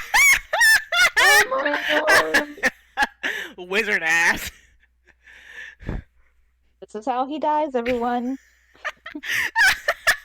dumb ways to die. So many ways to die. I just need a compilation of Slim hitting Liam now. Just eat some corn. Eat some comfort corn. Eat that stress corn. I am gonna end the turn there before you get yourself killed. Ruford, I'm not gonna lie, there's not much for you to do right now. Do you want to try to do something for your turn, or do you just want to call it? Okay, how funny would it be if he... Is there a way for him to not leave Ross place too much, but somehow meet with others. Currently I no, know but his you can. phone is messed up, but You can try to call them via Ross's phone, but you have to make a memory check to see if you remember their number. okay, I'll do that.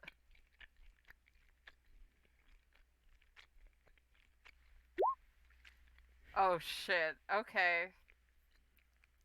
Yeah, I don't think any bonus you have is gonna help that one. You go over as you and Ross are just kind of sitting there waiting for it to get dark. You go over and asks to use his phone. He just sort of nods and allows you to. You go over to call someone and instantly realize you do not remember a single one of your friends' numbers. Uh, could I roll to see if Ross will know them? Just ask. Okay, cool. Uh, hey Ross, I don't have my contact at all. Uh, is there anybody I can call? He I've reaches been under wondering his this whole time where they've been. he reaches under his desk and pulls out a phone book and just sort of puts it on the counter in front of you. Uh, Bad memory. He just shrugs. I guess he'll try and look in that phone book for one of them. You don't find them in the phone book, but do me a favor and roll a d100. Okay.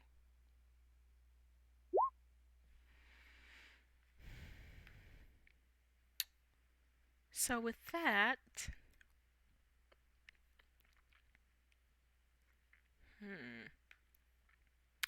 while you don't stumble upon any of their actual numbers, you do stumble upon a number that is just labeled antiques. That's just labeled the antiquity store. Want to try giving it a call?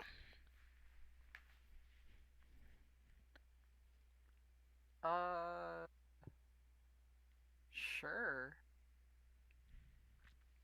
Just out of boredom, I guess. Give it a shot. You Okay. call the number and it rings once, then twice, and you just hear like some phone being picked up from the other end. Ross, for the last time, I don't know where he is. Don't know where who is.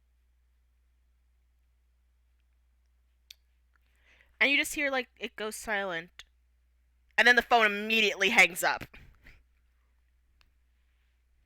Ross, what was that about? What? What was what? I called the antique store because I don't know. Maybe they're hanging out there because their numbers aren't in here.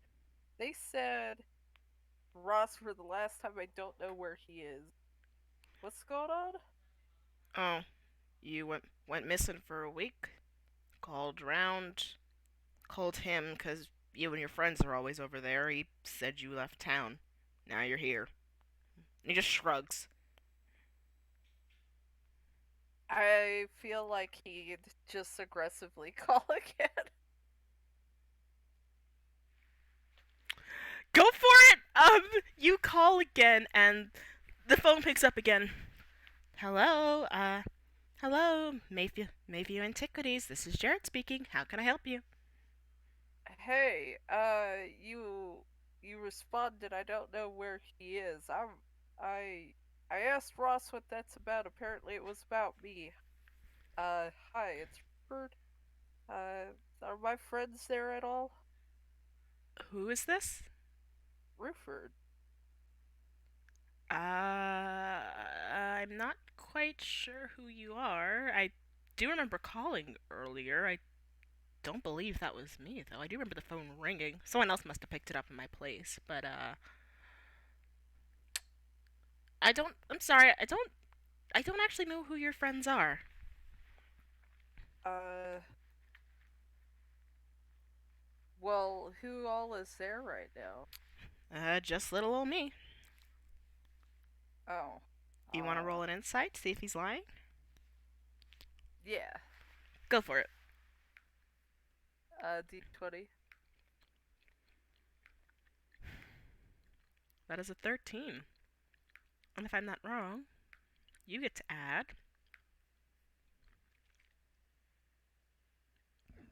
Excuse me, my goodness. You get to add a 1. Wow. So that is a 14.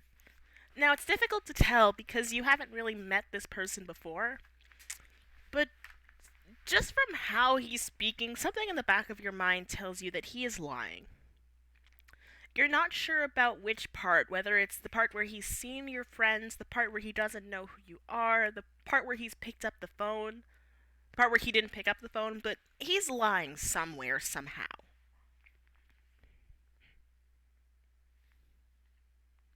Well, somebody was just there. Where did they go? Don't know.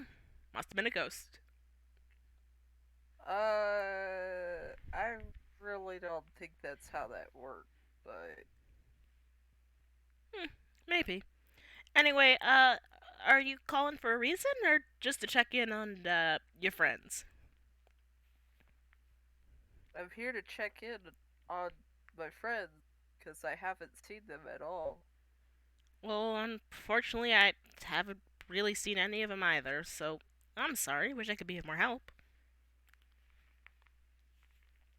I feel like he hangs up, but he's frustrated because that's definitely even more suspicious now because wish I seen your friends but doesn't know friends, so he's kind of like annoyed thinking that the person just is half-assing it because they don't want to work. I mean, hey, you can poke him if you want. Well, I don't know what else to do on my turn that's within character limits of like what he probably do. So I was waiting for the hunting aspect, but Ye. All good. We can just end your turn there if you just want to angrily hang up the phone. yeah, I'll do that. You hang up the phone, and Ross just kind of looks over at you, pats you on the back very awkwardly, and just slides a candy bar towards you. Oh, hell yeah. Hell yeah, sugar. Yeah. But we are going to end your turn there, and we are going to end the session unless you all want a bonus scene. I am pumped up. I am down. Is the whole group consensus towards a bonus scene? Yeah. Just to milk the Sure. last few minutes we have, sure.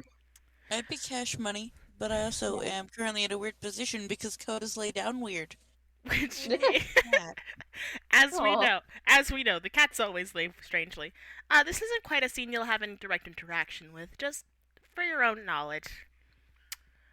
As Ross very angrily hangs up the phone, Jared on the other side of it just hears the sound click off and heaves a sigh as he puts it back down on the radiator. Not the radiator, on the table. He looks outside his door, seeing a few last people running back to their houses and feeling the shift in the night. And he slowly just moves backwards towards his apartment up above the antique store. He's mumbling something to himself very quietly, just in the back of his mind. And it's just on repeat. I had to do it. I had to do it. I had to do it. There wasn't another option. And as he gets to his apartment, he unlocks the door and clicks it behind him. And on the roof of his house, there is a loud hissing sound and a very clear clicking of metal. And that is where we're going to end the stream. What the nanny the fuck? Love y'all! Oh. I love giving y'all little teasers of where to go next. But I do want to say thank you all for participating in this stream. Our next stream is actually going to be the one that has the most combat and will actually involve combat. For the most part, I believe the combat should be going to Ruford, Glencia, Liam, and should Maxwell, Vic, and Alex decide to, they can choose combat. If not, they're just kind of sitting still. Either way is completely fine and up to them. But the night is when there will be most experiences of combat. So I have a little bit of time to get ahead and write all of that. To my players, thank you so much for playing. And to everyone who stuck around until the end, thank you guys so much. You have been an absolute joy. But as always, I will see you guys in the next stream. Hopefully I'll get a few in more this week besides this one. Who knows? Who knows what fate has in store for us. But thank you all so much, and I hope to see you soon. Bye!